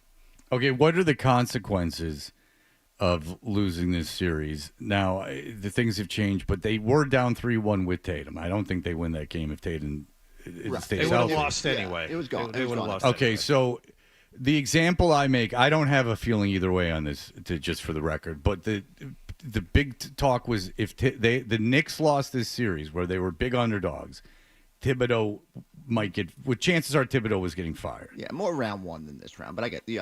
Well, no. The New York media and basketball New people York have been media said saying. a lot.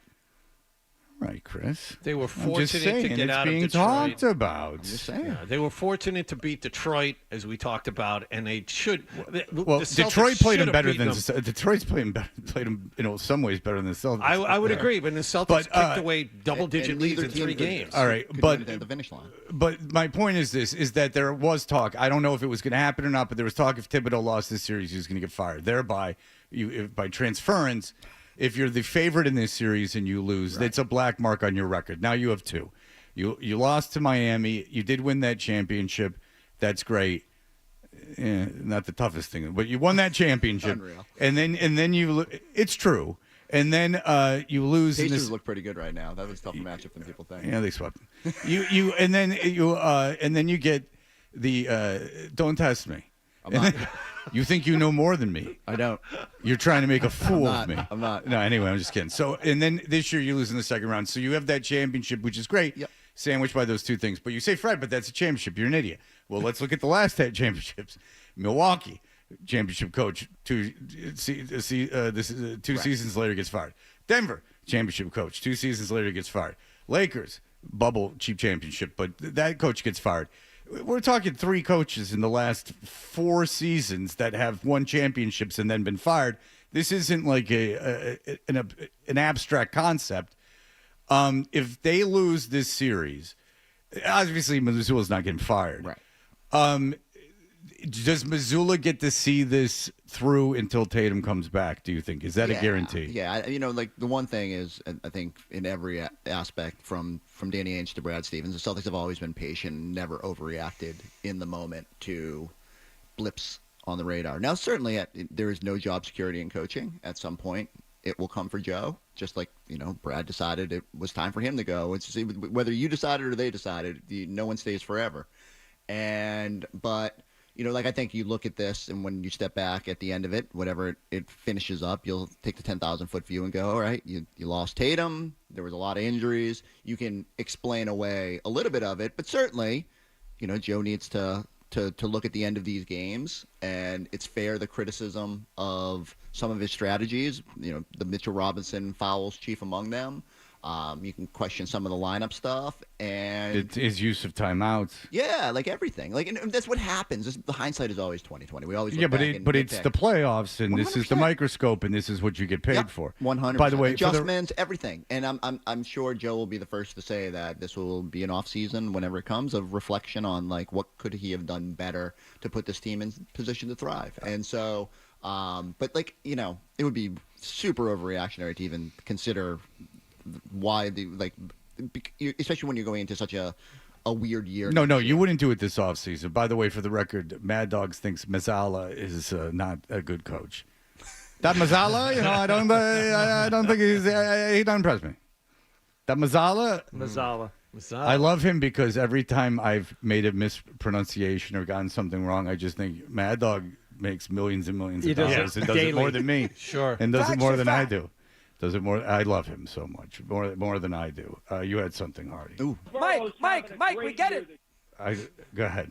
No, when it comes to Missoula and the coaching, we were talking about this after the first couple of games when they're taking all the 3-pointers, and he was kind of in a tough position because in terms of what are you going to do differently? Mm-hmm. He's like, well, what do you want me to do? The shots need to go down. Yeah. And then they did in Game 3. So that's what ended up working for them. The difference, I think, was maybe how things were handled in Game 4 because the shots were kind of going down. It's just that game got away from them, and I haven't really put my finger on exactly why, other than the Knicks just kind of outplayed them starting in the third quarter. Well, two things. One, as much like games 1 and 2, the offense went super stagnant, where they weren't attacking, they were settling for threes, and even Tatum. Tatum was great in that game. Like I hate to nitpick on one of his best games of his career, but there was a stretch where he missed 3 or 4 pull-up jumpers in a row at a key spot where the game kind of got away. And you just got to look for better offense. They were walking it up. They weren't cutting with a purpose. And they weren't moving the ball. You watch the Knicks. No. They get the ball In around a little transition, bit. too, as soon as the Celtics miss, they're right at you, and so even if you get that first stop, they're able to second attack, and then the offensive rebounds and the turnovers. So there's plenty that goes into it. People want to push back and be like, "Oh, Missoula's got to get them to attack in that moment," and understandably, that falls on the coach. But this is now 3 coaches. Like Ime could not get them to not lose their mind at times. Brad could not get them to lose their minds at times. I don't put that all on Missoula. I think that's something that the players need to look at themselves and be like, why do we fall into that old habit? But the other thing was just the defense was terrible, and give the Knicks credit. No one shoots 66.7% without quality shot making. But I don't care how good you are. You got playoffs. You can't allow that in the fourth quarter. The Knicks were due. The Celtics played good defense, but the Knicks in the first 3 games didn't not have good- that not good lights out defense that moment. They never had a lights out moment. And so it was time. Yeah. The Knicks have quality players. They're not as good as the ones the Celtics have, but it was time. The question is, what kind of adjustments can Joe Mazzulla make other than yelling at his team to play better defense? Sometimes it's that easy, right? The game's connected, and for whatever reason, the Celtics do have a propensity when shots aren't falling that their defense wanes, and you can't let that happen. You just have to be locked in regardless. It has to be the opposite way, where defense is your calling card, and it leads to better offense. And for whatever reason, I thought they did a great job of that, especially in 22 when they made the finals. Defense was the thing that got them going. And then maybe it flipped a little bit in the last couple of years where offense, when it's rolling, it's just no one can touch us because the threes are falling. You just got to get back to playing defense, and it's got to start with Brunson. And I think they've by and large done a good job on Towns. Bridges in the fourth quarter for whatever reason has been able to get going, and they've got to be better at that. But credit the Knicks, man. So the people in New York got big mad because I called them cockroaches, and they didn't understand that because they didn't hear the roach part. I get maybe it's a sensitive subject down there, but cockroach to me implies that you don't die, you don't roll over. And the Knicks refuse when they're down 20, down 14, whatever the case may be. They just won't go away. And it's an ultimate compliment. If you want to be a team that is a cockroach. My Twitter mentions have been a mess with people Well, you should stay on Twitter. I know. Make sure you focus on that as much as possible. Yeah, because your brand is dead if you're off of it. Exactly. It's only appealing to the elite. Great for your mental health. It's beyond that. It's in exercise and futility. It's pointless. There's no reason for it. You don't have to be on it. You have to be on Instagram. You can monetize it. I've made at least $40 on that thing. What's the adjustment tonight? Play better defense, actually hit shots. Offensively. You're going to have one less guy who's going to take the ball across half court, hold on to it himself, and then take an ill-advised shot when there's still 10 seconds left on the shot clock. I just had surgery. I'm saying. So Party at 98.5 The Sports. One less guy to do that. I would say you need to. It starts with defense, and then the one thing I would say they need to play with more pace and just off of misses, push the ball up the courts, get into offense, move the basketball.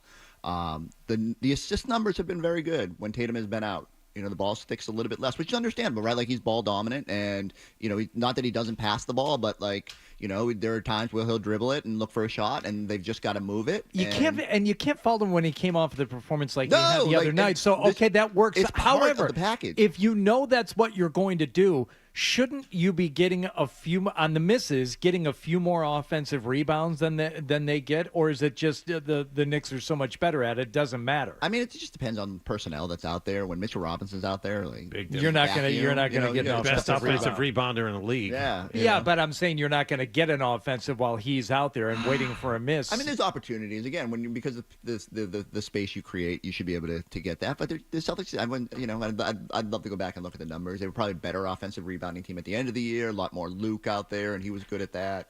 But I think the bigger thing is just making the first shot than worrying about cleaning up the second one. All right. All right. Well, when we come back, we get into the fun stuff, which is the macro of the whole situation. What Tatum being gone essentially for 2 seasons is going to mean for the next 2 seasons, and how do you prepare this team for when he comes back in full health? It's fascinating. It really is. The game's centrifugal. Ooh. Wow. That got deep. Wow. That's why I'm paid in full, because the game's centrifugal. Mad Dog doesn't have that take. You know, the game is a circle. Mazzala, not so good a coach. The fat man. All right, we'll be back in just a moment.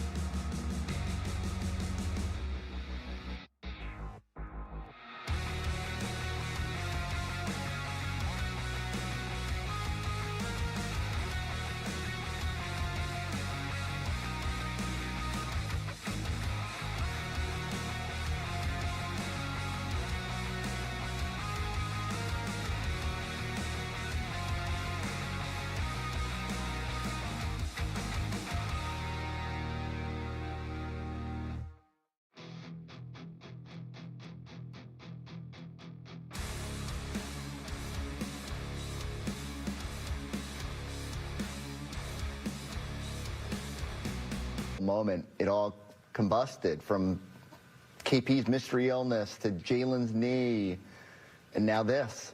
And I don't know. It's just jarring. So there will be an MRI on Tuesday. Go ahead, Eddie.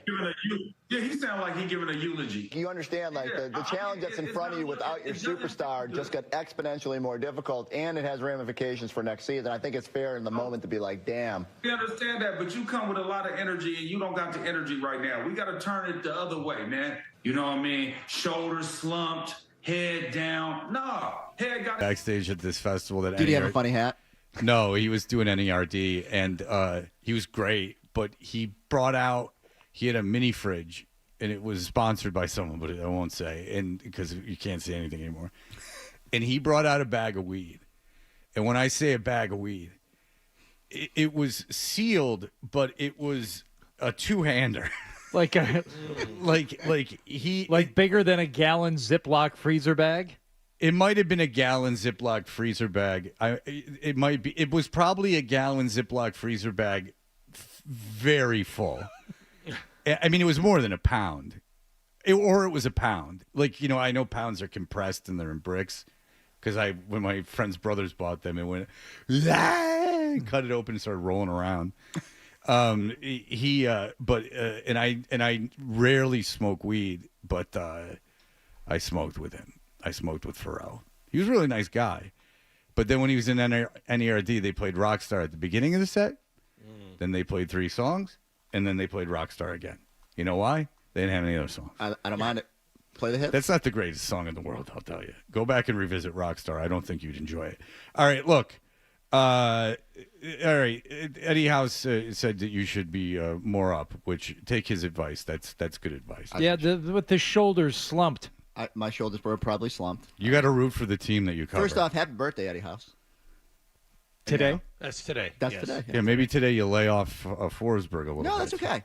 He's right, you know, in that moment. I don't know what people want in that moment, but sometimes you should do whatever they want. That should be your instinct, is to try to figure out what people want and then do exactly that. You know, sometimes get rid of all your authenticity. Right. That's what I tell all. Don't speak the truth and don't be compelling. Just give them what they want. Blend in with the crowd. Don't be natural at all. Just try to figure out what. Be like Jimmy Fallon. Just try to figure out a way, and then behind the scenes be a monster. But the conversation that none of us wanted to have, Eddie House doesn't, necessarily want to have it. Sure. But I think the conversation got accelerated when Tatum went down. Yeah. Okay, so I am interested in this. This is very interesting to me. We had Jeff Goodman on, who you know, obviously. I don't know if you know him personally, but of course. He's known Tatum since he was 15. He's known all these kids. He thinks they should trade Brown. Now, you did a great article. You really did. And the best part of it is you show the salaries for the players coming up not only next year, but the year after. Look, we've talked about this before. Even before Tatum got hurt, you got to get under this tax apron. And if I hear one host or anyone complain about the new owner getting under this tax apron, they're insane. There's no way I'm paying $500 million.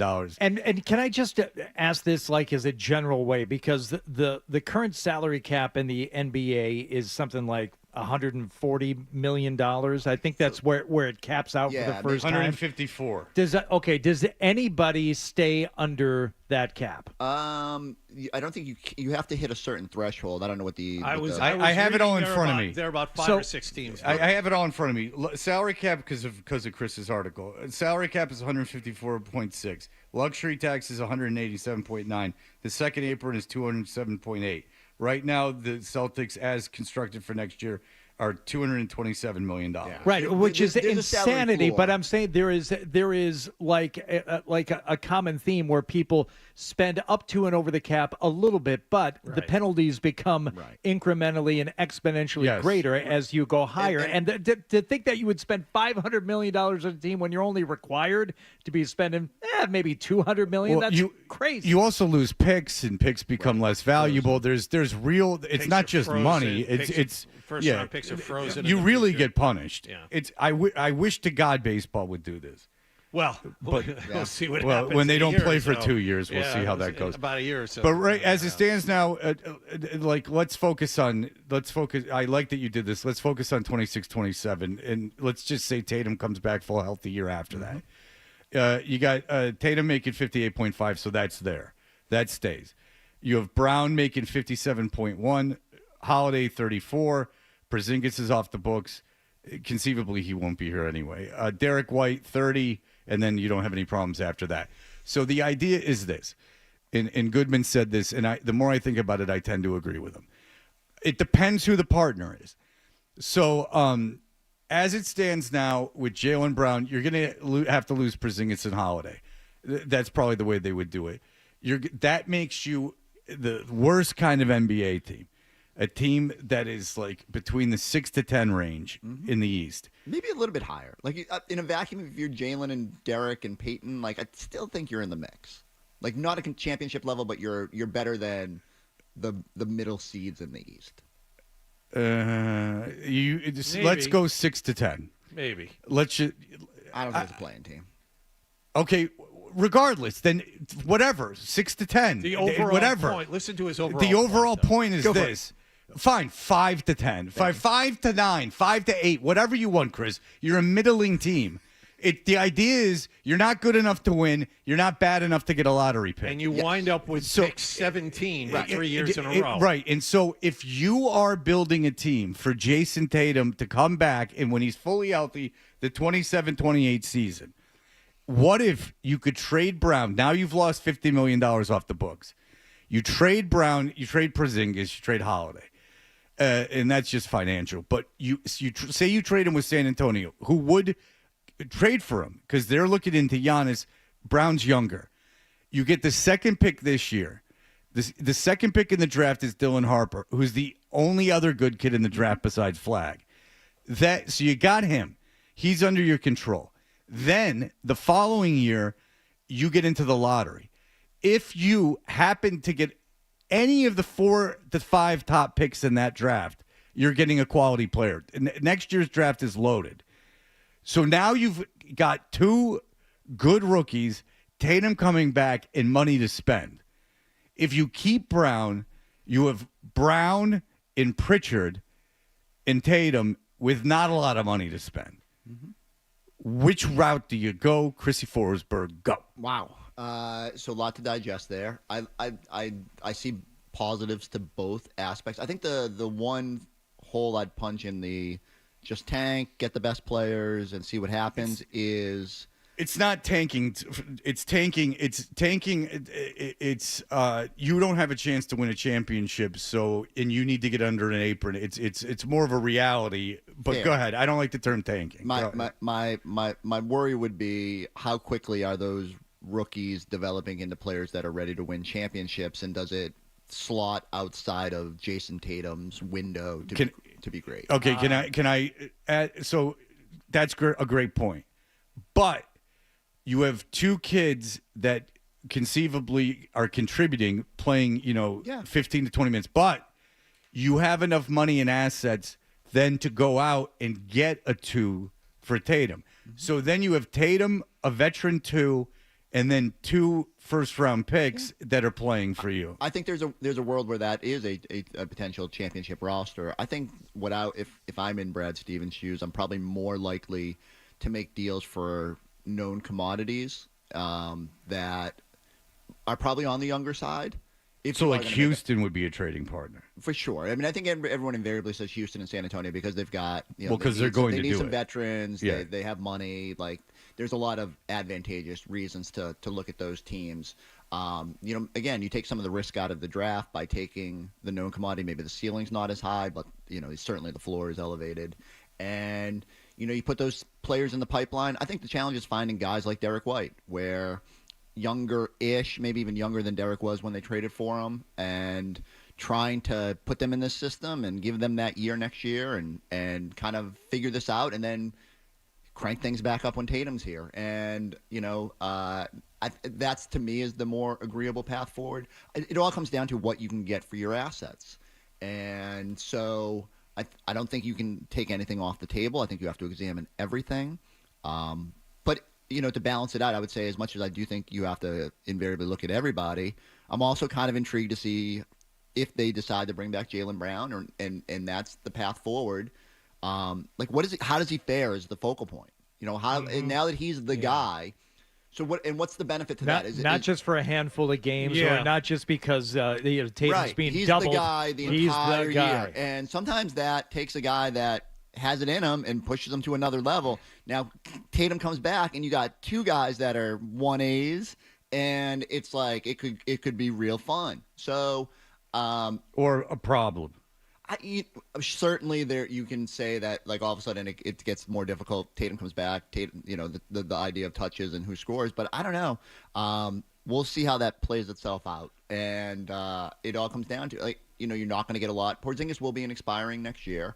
I don't think you even need to necessarily do it at the start of the year, coming off of this ailment when you can make the case that his value is lower. To prove he's healthy. Right. Get into next year, see how it goes. Trade deadline. A contending team, if you're not in that position, would probably trip all over itself to get a Porzingis, and maybe you turn that into assets.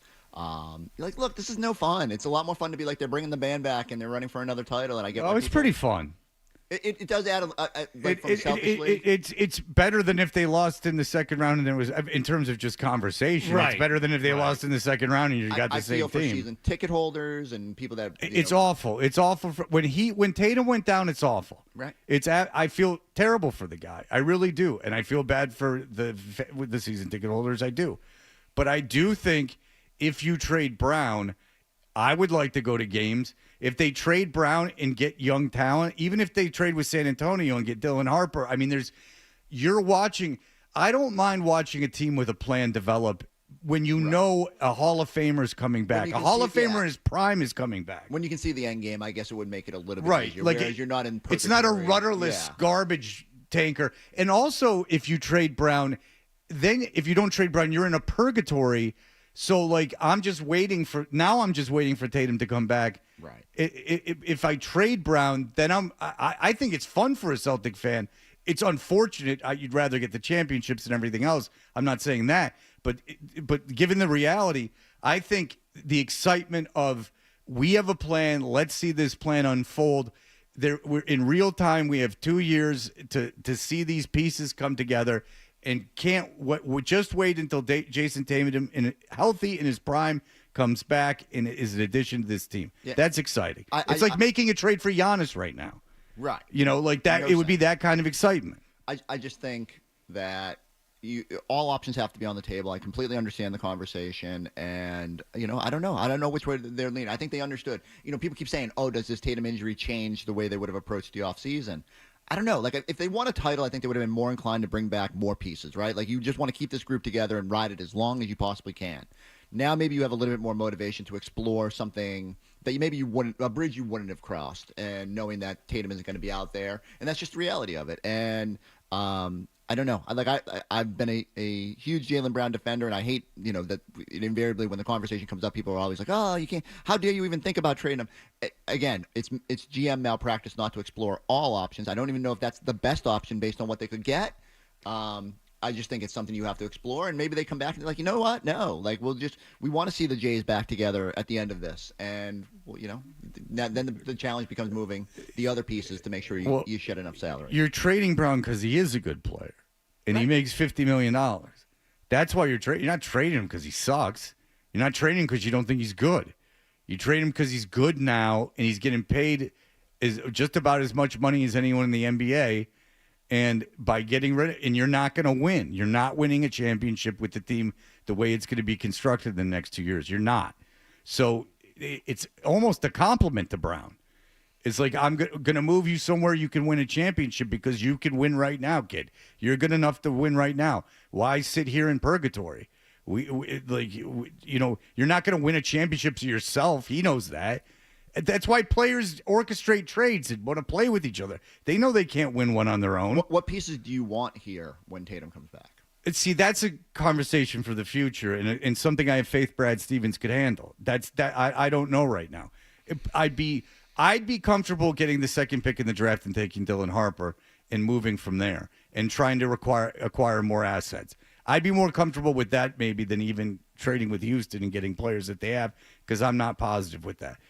All I know is on a rookie deal, a couple rookie deals over the next 2 years, now you got money and assets to Wow. You could even trade one of those players and get a veteran to come in here. There's one small danger in trying to get bad and get. All a right, top well, pick at save it 2026. save it. We'll just keep Chris here. He doesn't have anywhere to go. Sure. He, Can you he stay? doesn't have anything Chris, to can do. you stay? Of course. Okay. Yeah, of course you can. I don't even ask him the question. All right, we'll be back in just a moment.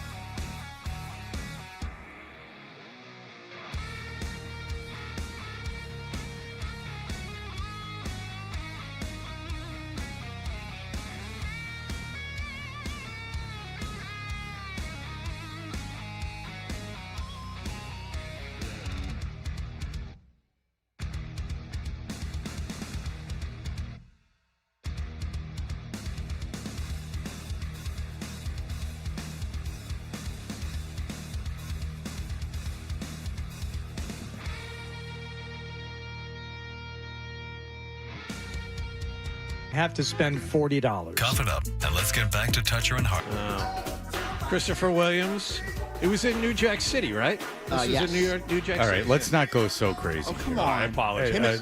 You get one set of the three breaks, and you We're already done. took your one. I'm done. I'm done. Him and Albie Shore were legendary together. The point I had going into break about the Celtics is be careful what you wish for if you're trying to get into the lottery for that loaded 2026 draft. There is a danger here. Don't forget the NBA flattened out the odds for the lottery, and you had three really bad teams, Utah, Washington, and New Orleans, who each had one of the four worst records in the NBA. They're picking 5th, 6th, and 7th this year. Unreal. Well, can I also tell you what I think the biggest danger is when we talking about Jaylen Brown and maybe trading him and trying to set up a team for Jason Tatum's return? We don't know that Jason Tatum returns, number one. Ooh. Okay. This is just math based on the Hardy, I'm already in a dark spot. Like the ruptured Achilles is not just something that you go get fixed and immediately come back. Yeah. Beetle was doing the breakdown of these percentages yesterday, where the medical reports, and it's like, all right, 75% of NBA players who suffer ruptured Achilles come back to play. Okay, so 3 out of 4 but a lot of those are 34-year-olds who do it, and they're never going to come back. I think the biggest 25%, or it might be less than 25, come back and play at a level they were playing at before. So what's the better move? Do you jettison your Finals MVP and Conference Finals MVP from last year and start building a team for the return of Tatum, or do you hang on to Brown just in case Tatum is not the Jason Tatum that he is now, which percentage-wise would tell you he won't be. And that sucks. It's a terrible conversation to have, but we're planning. I know for the you're future. asking Chris a question, but can I take you back to my interviews with Danny Ainge that I used to have when he drafted Jason Tatum? And there was someone else in here that couldn't conceive of this. But Jason Tatum, Chris, you can attest, as Danny Ainge did, does not rely on like this elite athleticism. Like he's not a high flyer. He never was. So when Danny took him, one of the knocks on Tatum was that his lack of athleticism, and that's why he didn't go number one.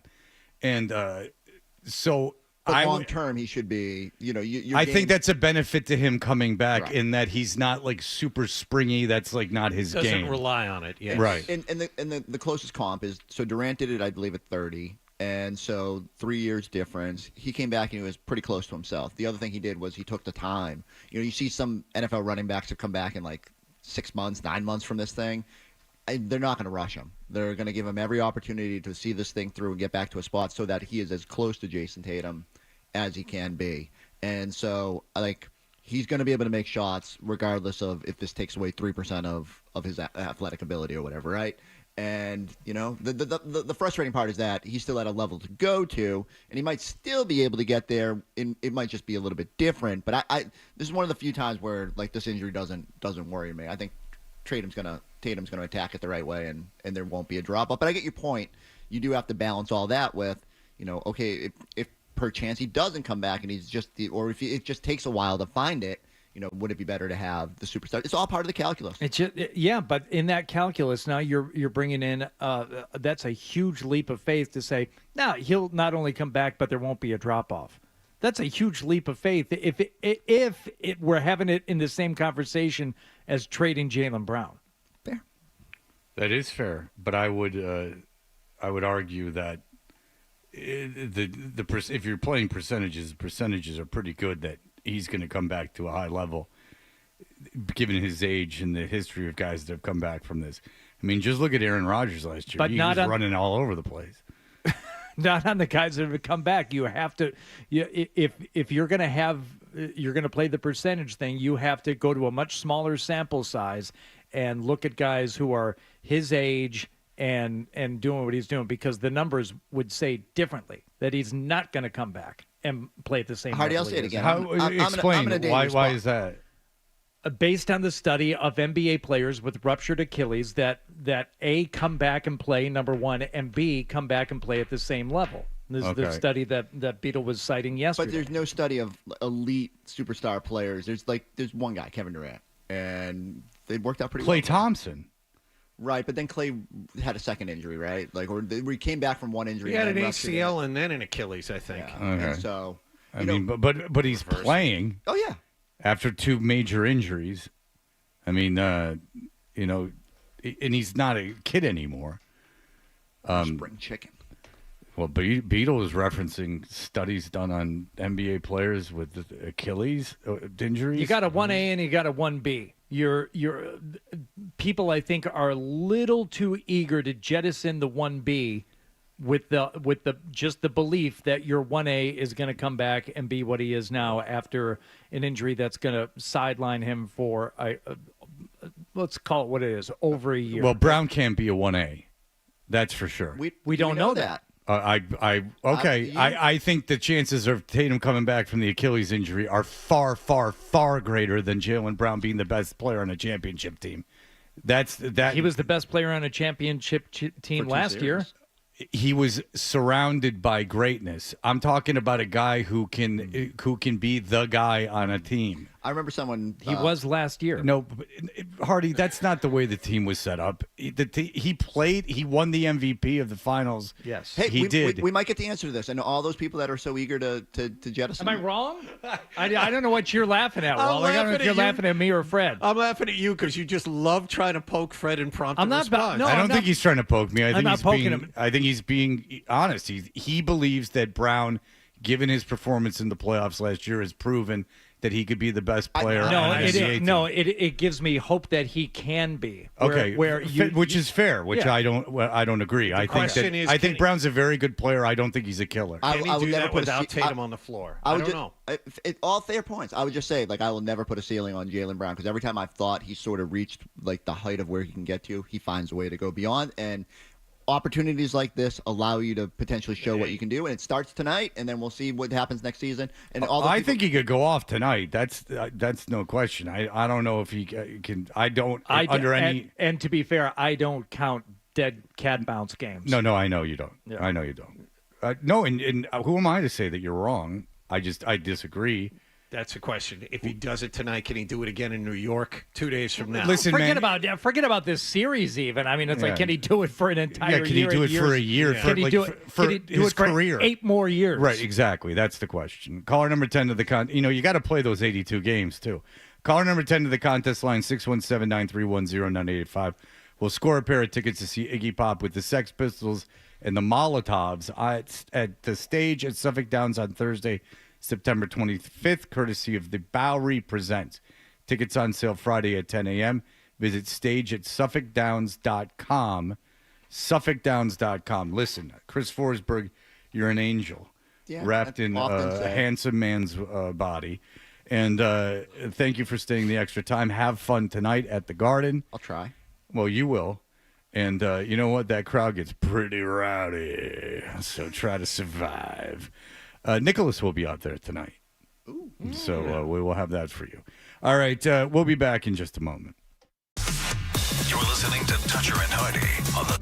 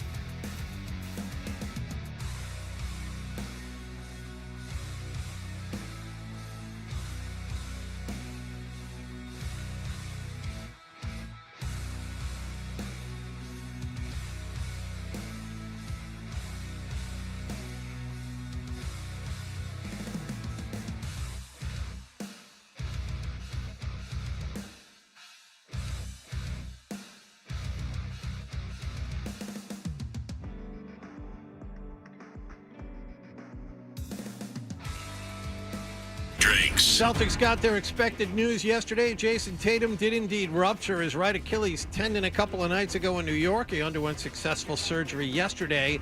No timetable has been set for his return. According to the Boston Globe last night, the decision to have the procedure done immediately was because it leads to more favorable outcomes. On the floor, Celtics host the Knicks tonight, down 3-1 in that second-round playoff series. Grandy and Max have the pregame at 6:30 and the tip-off at 7 here on 98.5 The Sports Hub. The winner of this series will play Indiana in the Eastern Conference Finals. Pacers eliminated Cleveland in 5 games last night, 114-105. Out west, Oklahoma City beat Denver 112-105 to take a 3-2 series lead. 2 reports out of Canada indicate the Bruins are one of the teams that have spoken to former Vancouver Canucks head coach Rick Tocchet. The NFL will announce its 2025 schedule tonight. And the Red Sox found a new way to lose last night. They fell to Detroit 10-9 in 11 innings. The Sox blew a 7-6 lead in the 10th and a 9-7 lead in the 11th to lose. Javi Baez's second 3-run homer of the night was the difference for Detroit. Sports Hub headlines are brought to you by the $14.99 Big Deal Meals at the 99, like the crispy fried twin catch with North Atlantic cod and crispy shrimp, available every Monday through Wednesday for just $14.99. You gotta love the nines. I'm John Wallach on Boston's Home for Sports, 98.5 The Sports Hub. Your next update at 9:30. No matter where you go, you're always connected to Boston sports with the 98.5 The Sports Hub app. Download it wherever you get your apps today. Toucher and Hardy. Such an fantastic explosion. 98.5 The Sports. Follow college football, you don't care. And the ACC is hardly college football. But they're there, and the women's basketball coach from Notre Dame is there. She's going to be on ESPN. Duke's men's basketball coach is going to be there. Everyone's going to be there. And usually that would be on the ACC network. It would not be covered live, certainly. But Belichick was talking, and Belichick was talking live, so it was carried live on ESPN. Bill Belichick is there representing North Carolina football. And this conversation needs this addressed. North Carolina is a good university, a public university, and has an alumni base that thinks a lot of the university. I'm so glad White Lotus just came out because it had that awful family wearing Duke and North Carolina stuff. Like, and they're all so proud, and every introduction they make is like, oh, well, he's a Duke man, and I'm a North Carolina woman. So, you know, it was difficult at first. Like, that trope is, like, real. It's like Burt with Ohio State, like that loser, like they're completely like involved with it was like that 4 years, nothing happened since that's all that matters.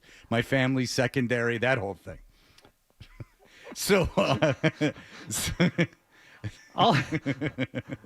It was very under the radar. Yeah, it was pretty funny. No. Burt coaches his kids. He's a good guy. He has an unhealthy love of Ohio State. My son and I had that conversation. How it's so weird that you spent 4 years there and that you're infatuated with that institution. Like, I don't get that at all. Like, college was super fun, and I love Rollins. I have no intention of giving them any money or going back there to do anything. Like, you know, got the John Mulaney mentality. No, our relationship is over. That Mulaney thing with Georgetown is almost not funny to me because it's just exactly my thoughts. It's just more of a nodder to me. Like, yeah, like I get it. All right, so he said, I forgot the woman that was interviewing him. It doesn't really matter, but it was Christy Williamson. Great. And so to her credit, and this has got to. And the reason I bring up how much people like North Carolina is like this has got to thrill them. They finally hired a big name coach to get their program on the map, and this idiot has these questions being asked to him at ACC Media Day. I know that you're aware that your relationship with Jordan Hudson has been a headline over the last few months. And all of the specifics aside, because a lot has come out in the last couple of days, how do you think that impacts your ability to coach this football team, if at all? Yeah, I mean, that's, really off to the side. It's a personal relationship, and she doesn't have anything to do with UNC football. Yeah, it's off to the side. It's off to the side in that it's everything. In that people aren't digging into this. You screwed up, you dummy. You screwed up. She was in a Dunkin' Donuts Super Bowl commercial. this is off to the side. No, it's not. You're being asked about it at the ACC Media Day. No one else is being asked about their girlfriends. No other coach out there. Dabo Sweeney is not being asked about. Clemson's program's not revolving around the whims of. And I don't. Who says he's not banging everyone on campus? But he's certainly not being asked about it. You idiot. Dabo Sweeney's girlfriend isn't prancing around in an ankle-late coat during practice. People are able to have sex with chicks without them ruining their lives this quickly. I mean, you have guys that are listen. Coaches are notorious for not being the most faithful of men, and somehow, unless you're Rick Pitino, you can kind of. There's ways. First of all, he's single. He's not doing anything wrong.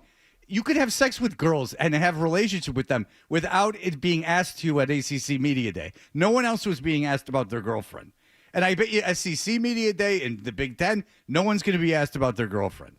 I'm excited to be back in the coaches' meetings and getting ready for June and then August when we get to training camp. So, by the way, I can't say it, but apparently Lombardi sucks at his job too. And that's a big issue going on there.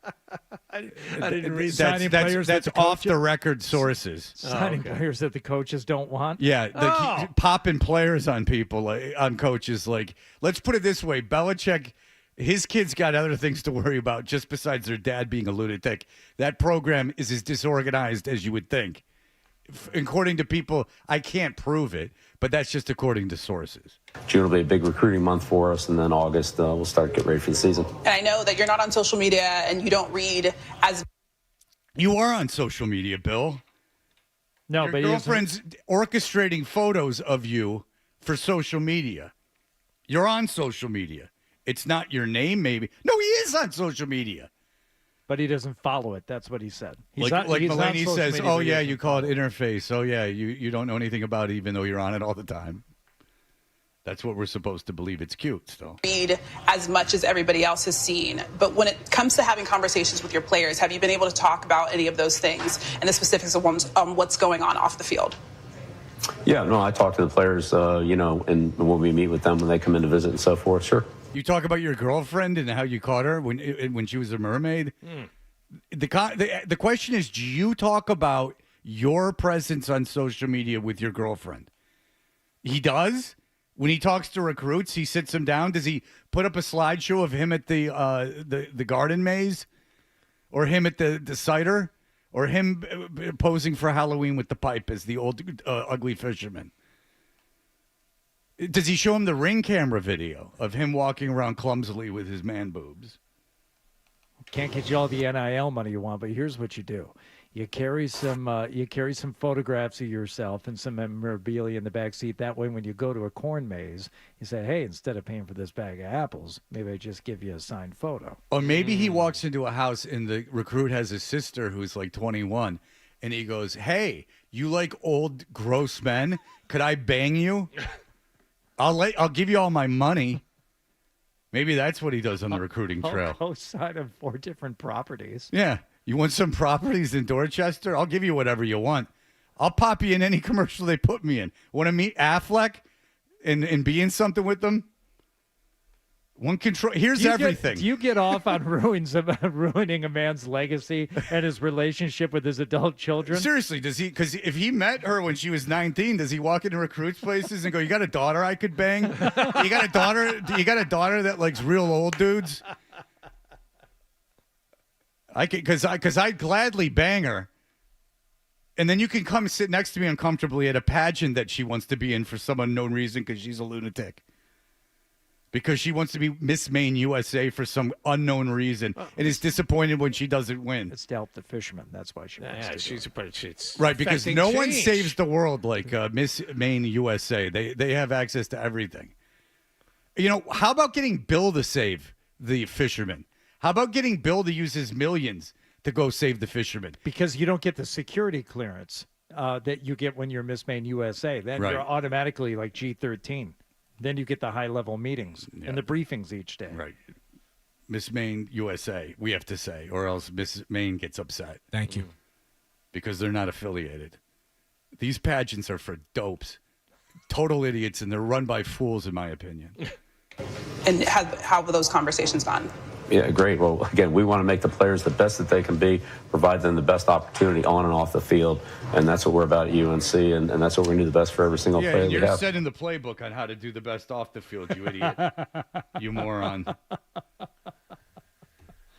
And Adam brought up something to me a long time ago that I forgot to mention, but, like, think back to Spygate. Oh, yes. Go on. And, like, maybe he's an idiot. Maybe everyone else is cheating, but he's such an idiot that he can't even do it right, which is an interesting spin on things. Like, because remember the thing during Spygate is everyone's doing it. Everyone's cheating. Well, maybe he's such a fool and idiot that he's cheating like everyone else, but he can't get away with it because he's such a dumbass and surrounds himself with such idiots like Lombardi and this broad that maybe he couldn't get away with it. Well, it was your take that got me thinking about that because you had said that maybe all of his smarts, all of his intelligence is just focused on that one area of football. He grew up in a room with his dad. No, he's not a genius. He grew up in a room with his dad watching film. He was raised from a young age to watch football. So he's the best at watching football. There you go. Congratulations. Anything outside of watching football, he's terrible at. And that was the point I was making. And a total fool. That's why he got caught cheating so many times because he doesn't have the smarts to be able to cover his tracks Which well I enough. forgot, and I think is a decent point. Maybe everyone had a point in Spygate. They were unfairly punished because everyone else had a coach that wasn't stupid enough to get caught. It's like if you all were kids and you wanted to steal bubble gum, and then you got the one kid that falls and it comes out of his breast pocket. Bill Belichick's. Oh, this is. I figured everyone just knows by now. But Pablo Torre, who's my hero in a god, he's the Woodward and Bernstein of 2025. I love him. Please come on our show, Pablo. He was on Part of My Take, which is a good show on ESPN. And here he is talking about Jordan Hudson and her role, if it's fair to say, her role in this whole situation with Bill. Bill Belichick's yums. I'm not here to yuck any of them. Oh, shut up. Oh, Pablo, I just said I liked you. Don't do that. Don't do that. Bill Belichick's yums. I'm not here to yuck any of them. Like whatever you want, dude. Like it's not my issue. What I'm doing though is trying to figure out a consistency of like how she presents and tells the truth or not around who she is and what she's up to. And when it's coupled, all of that is coupled with this thing that I reported about how there is this staff directory basically that was passed around the UNC wives and girlfriends of the coaches, in which she put her age as April 2000. Instead of April 2001. Again, the exercise here, and this is, it's stupid the degree to which we got into detail on this. But look at your keyboard. Look how far apart the 0 and the 1 are. Yeah. It's just hard to accidentally mistype your own birth date when the difference is 00 or 01. And so people are saying, combined with Instagram sleuthing, and by the way, Belichick's family is in a parallel way looking at all of this stuff even more deeply than me, you can imagine. And they're saying to themselves, hold on, there are these Instagram posts that used to have explicit like birthday details that have been edited out of posts. That's what I was told. I haven't gone through, I don't have the before and after on that. I just know that people have been noticing that she has been cleaning up what age she says she is. And what's interesting about that is obviously Pablo Torre is talking to the Belichicks. Obviously he's talking to the family. I mean, now he's just basically saying it. I mean, he's saying that Belichick's family is basically investigating her. That's not good. Well,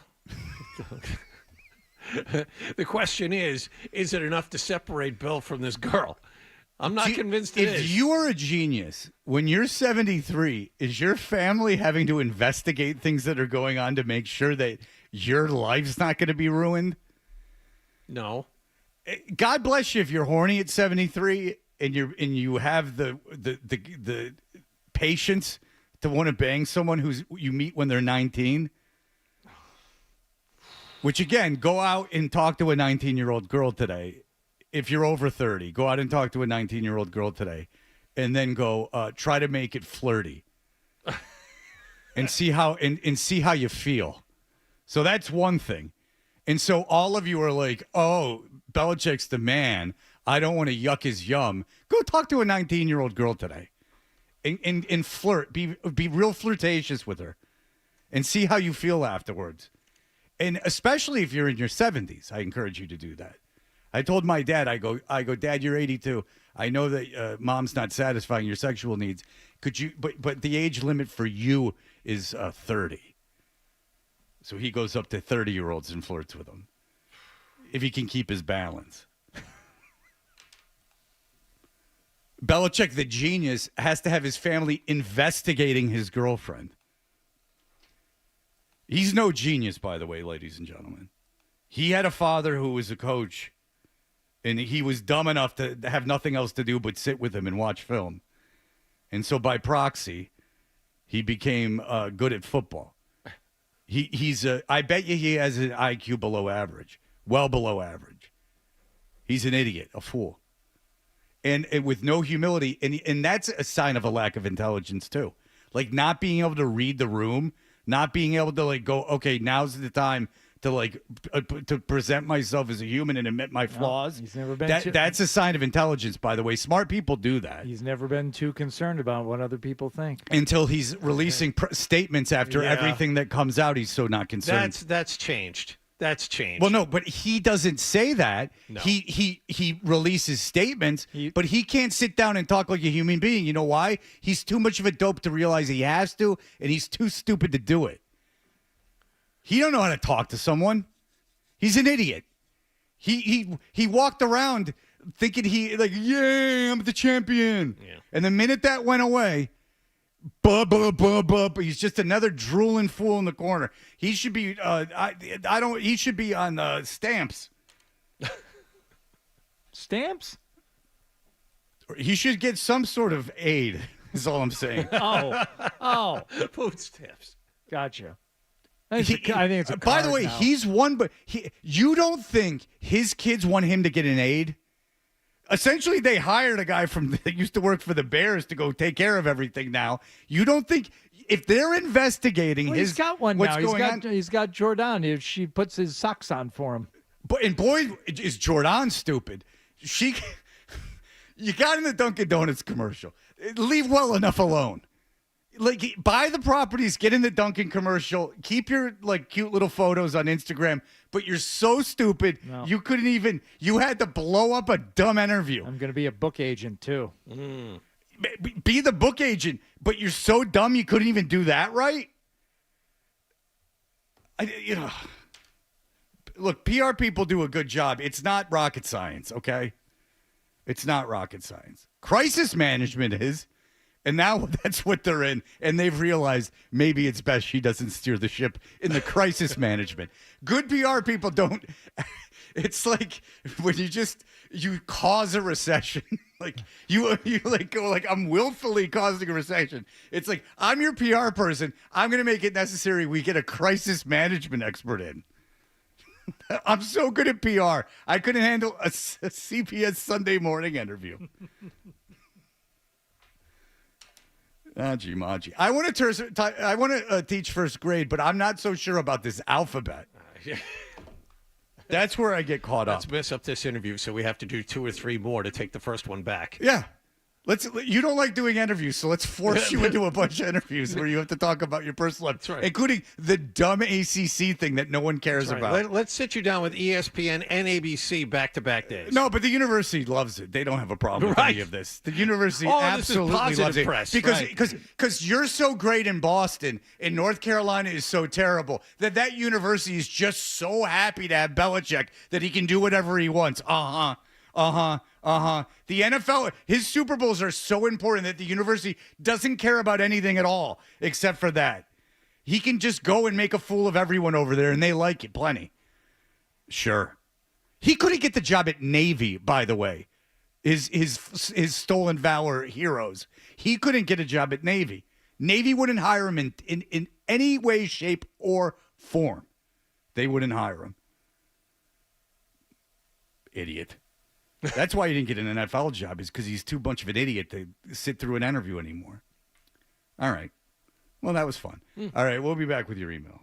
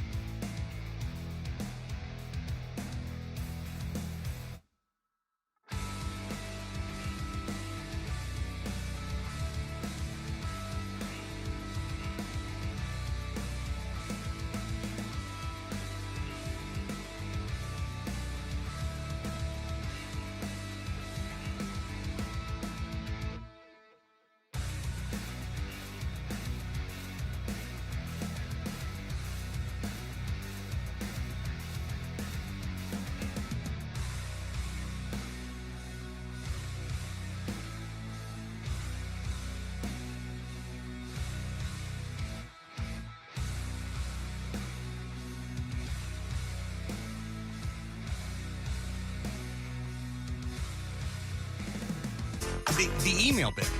We should do the email bit. It's a great idea. Let's do the email bit.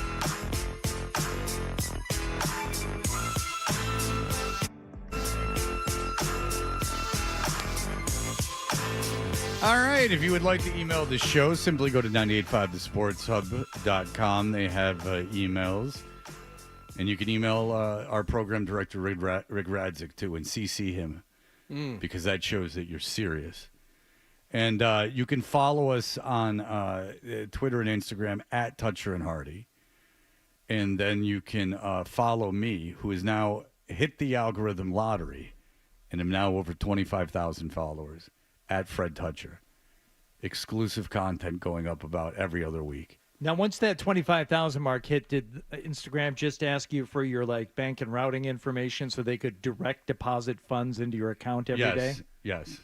They did ask for my bank routing information. I haven't given it to them because I don't trust it. Yeah. But I will tell you this: once I hit 25,000 followers, I got like 200 followers right away.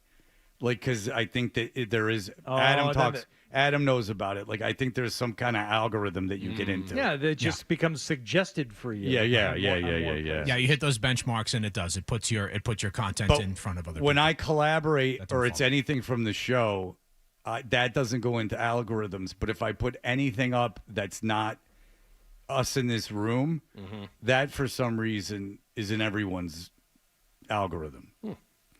I don't know how it works, but I like that they're manipulating it this much. It makes me feel like my kids are going to be super healthy adults.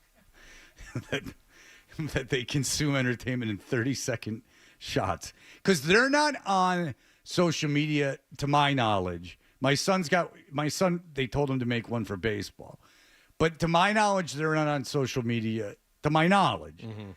Doing stuff. They have friends.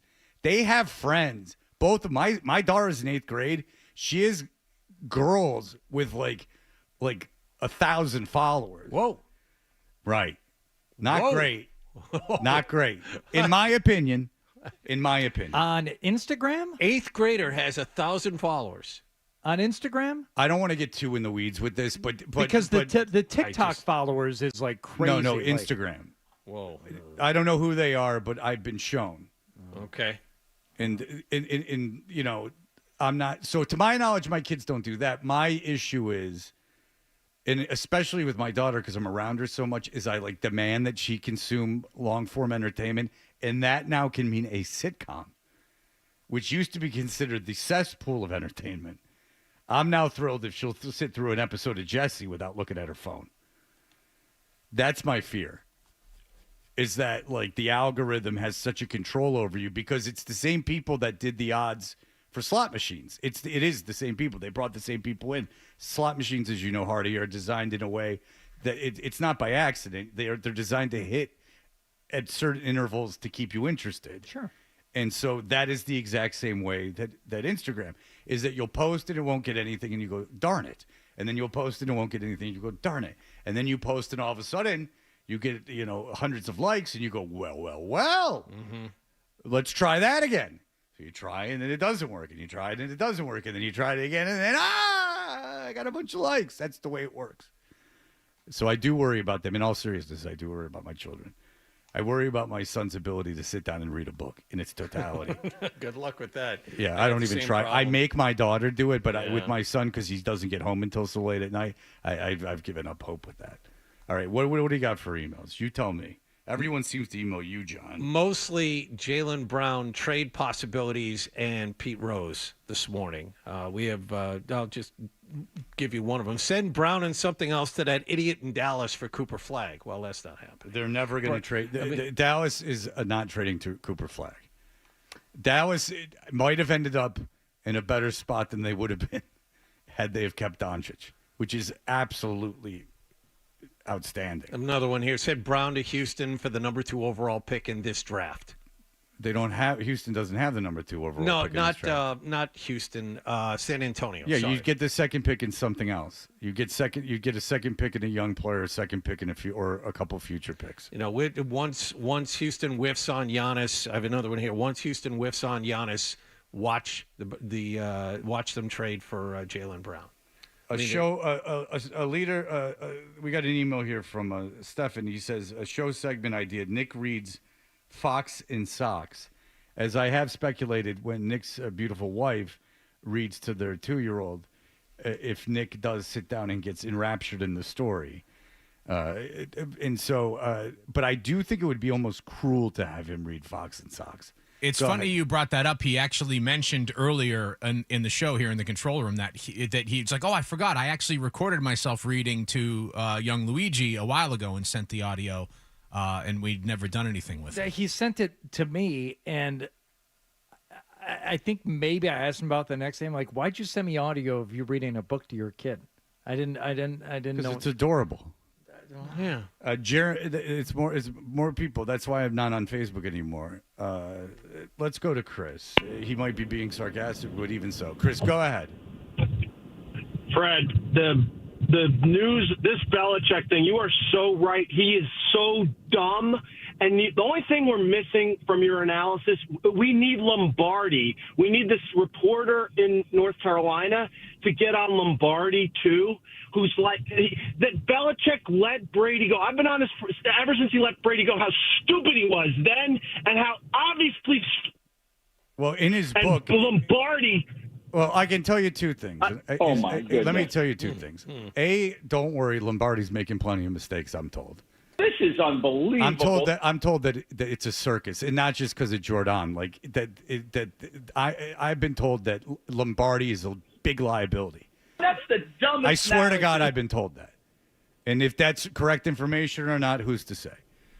And I can tell you this, is that Belichick's got that stupid book, and he's got one chapter where he admits 3 mistakes. One is so boring I can't remember it. One is that he didn't kick a field goal in the first Super Bowl that they won when it was 4th and 13. Who remembers that anyway? Out of all the things, this is what he says he made mistakes. He's such a pompous ass. He's too dumb to even know when to admit something. If anyone buys that book, they should be immediately their driver's license. No, they already have been. They don't need to be. They need to take their driver's license away. So, and here's the third thing. Let me tell you this. Chris, don't worry. I love it so much. I sacrificed my career for it. But I'll tell you this. The third mistake is not drafting Lamar Jackson, which is doubling down, Chris, on how he didn't need Brady, which is a subtle way of going, if I would have had Lamar. I think he even says things would have turned out differently if we would have drafted Lamar, because he doesn't believe. Yeah. You're telling me if you have a Hall of Fame caliber quarterback, you could coach the team? Congratulations. Yeah, he's a moron. He had the greatest player in the history of the league, and he kicked him to the curb and wouldn't give him Drew Brees' contract, $25 million for 2 years. He is an idiot. This is the only joy I get in my day is hearing you paste this moron who deserves to be just tarred and feathered and treated as a complete idiot. It's a life lesson, Chris. Thank you. It's a life lesson to everyone. Is all he would have to do is come out and go, look, man, I'm old. I know it. I met this young woman, and it's unconventional, I know. But goddamn, I love her. I fell in love with this woman, and I don't know what to tell you. It's just, here's what she means to me. She's, I was feeling down, and now I have this new life. And it would still be weird, but at least people would get off his back. But he can't do that. He can't admit. He can't admit it's weird. He can't admit, that it's odd that he gave her all this money. He can't, be... But then you go, Fred, it's no one's business. But then don't sell a book and do interviews. Don't have her be putting the relationship all over the Instagram. Don't have her be being in commercials. It was a funny little thing that ugly, gross Belichick was with a young, good-looking girl. How disappointed are you going to be when this relationship inevitably ends? Not for a long time, because that means Hudson hits the interview market. Yeah, and that means, then we find out everything, and then we find out sex stuff, which I'm very excited about. That's the end game. That's the win right there. Yeah. This is all, and then her friends get to talk. This is all like running in place until the treadmill starts. Because I bet you anything that she's got people that she went to college with and she went to high school with that listen to this show every day that would love to spill the beans. Oh God. And some people ancillary have, but I don't feel comfortable running with that information.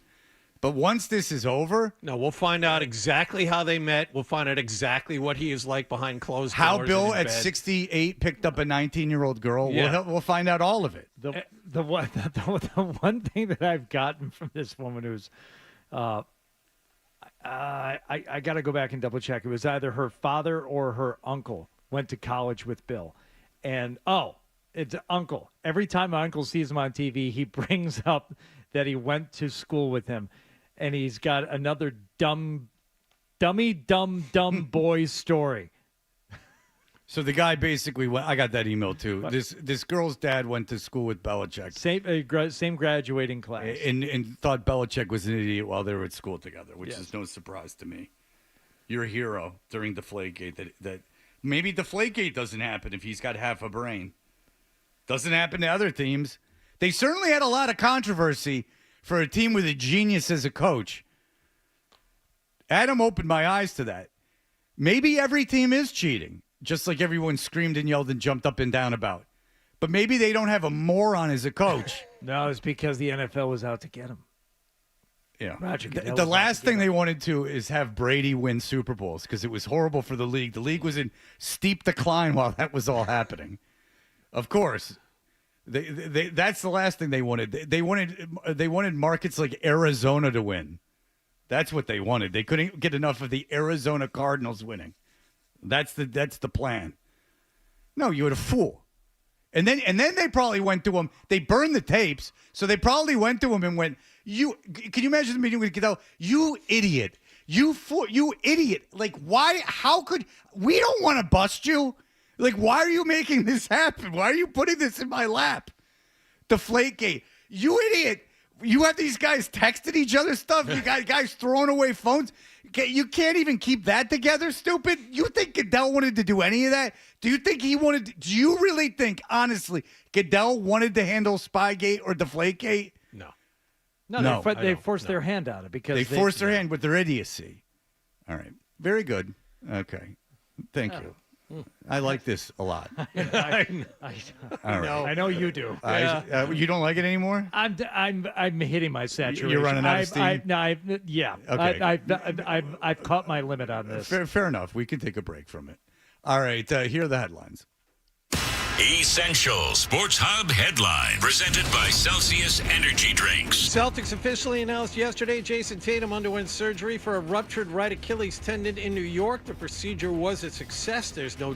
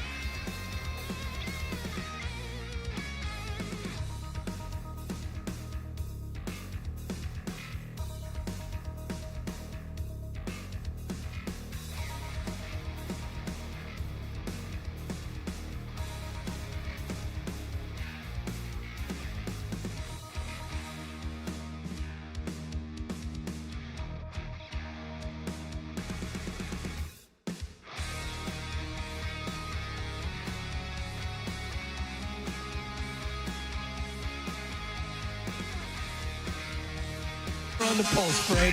Seldom right and never wrong. Right here. Is that Dutcher or is that Hardy? I know, looks like a poodle. It's an effing poodle, dumbass. The Sports Hub. We know what you're thinking. What could I possibly have missed from the show? It's time for The Stack on Dutcher and Hardy. Hey, we're Dutcher and Hardy, and it looks like Zolak and Bertrand, who are on after us, are at the Revolution practice facility. Big home game. New Toyota Summer Series commercials. It looks like the company has gussied up the spokeswoman.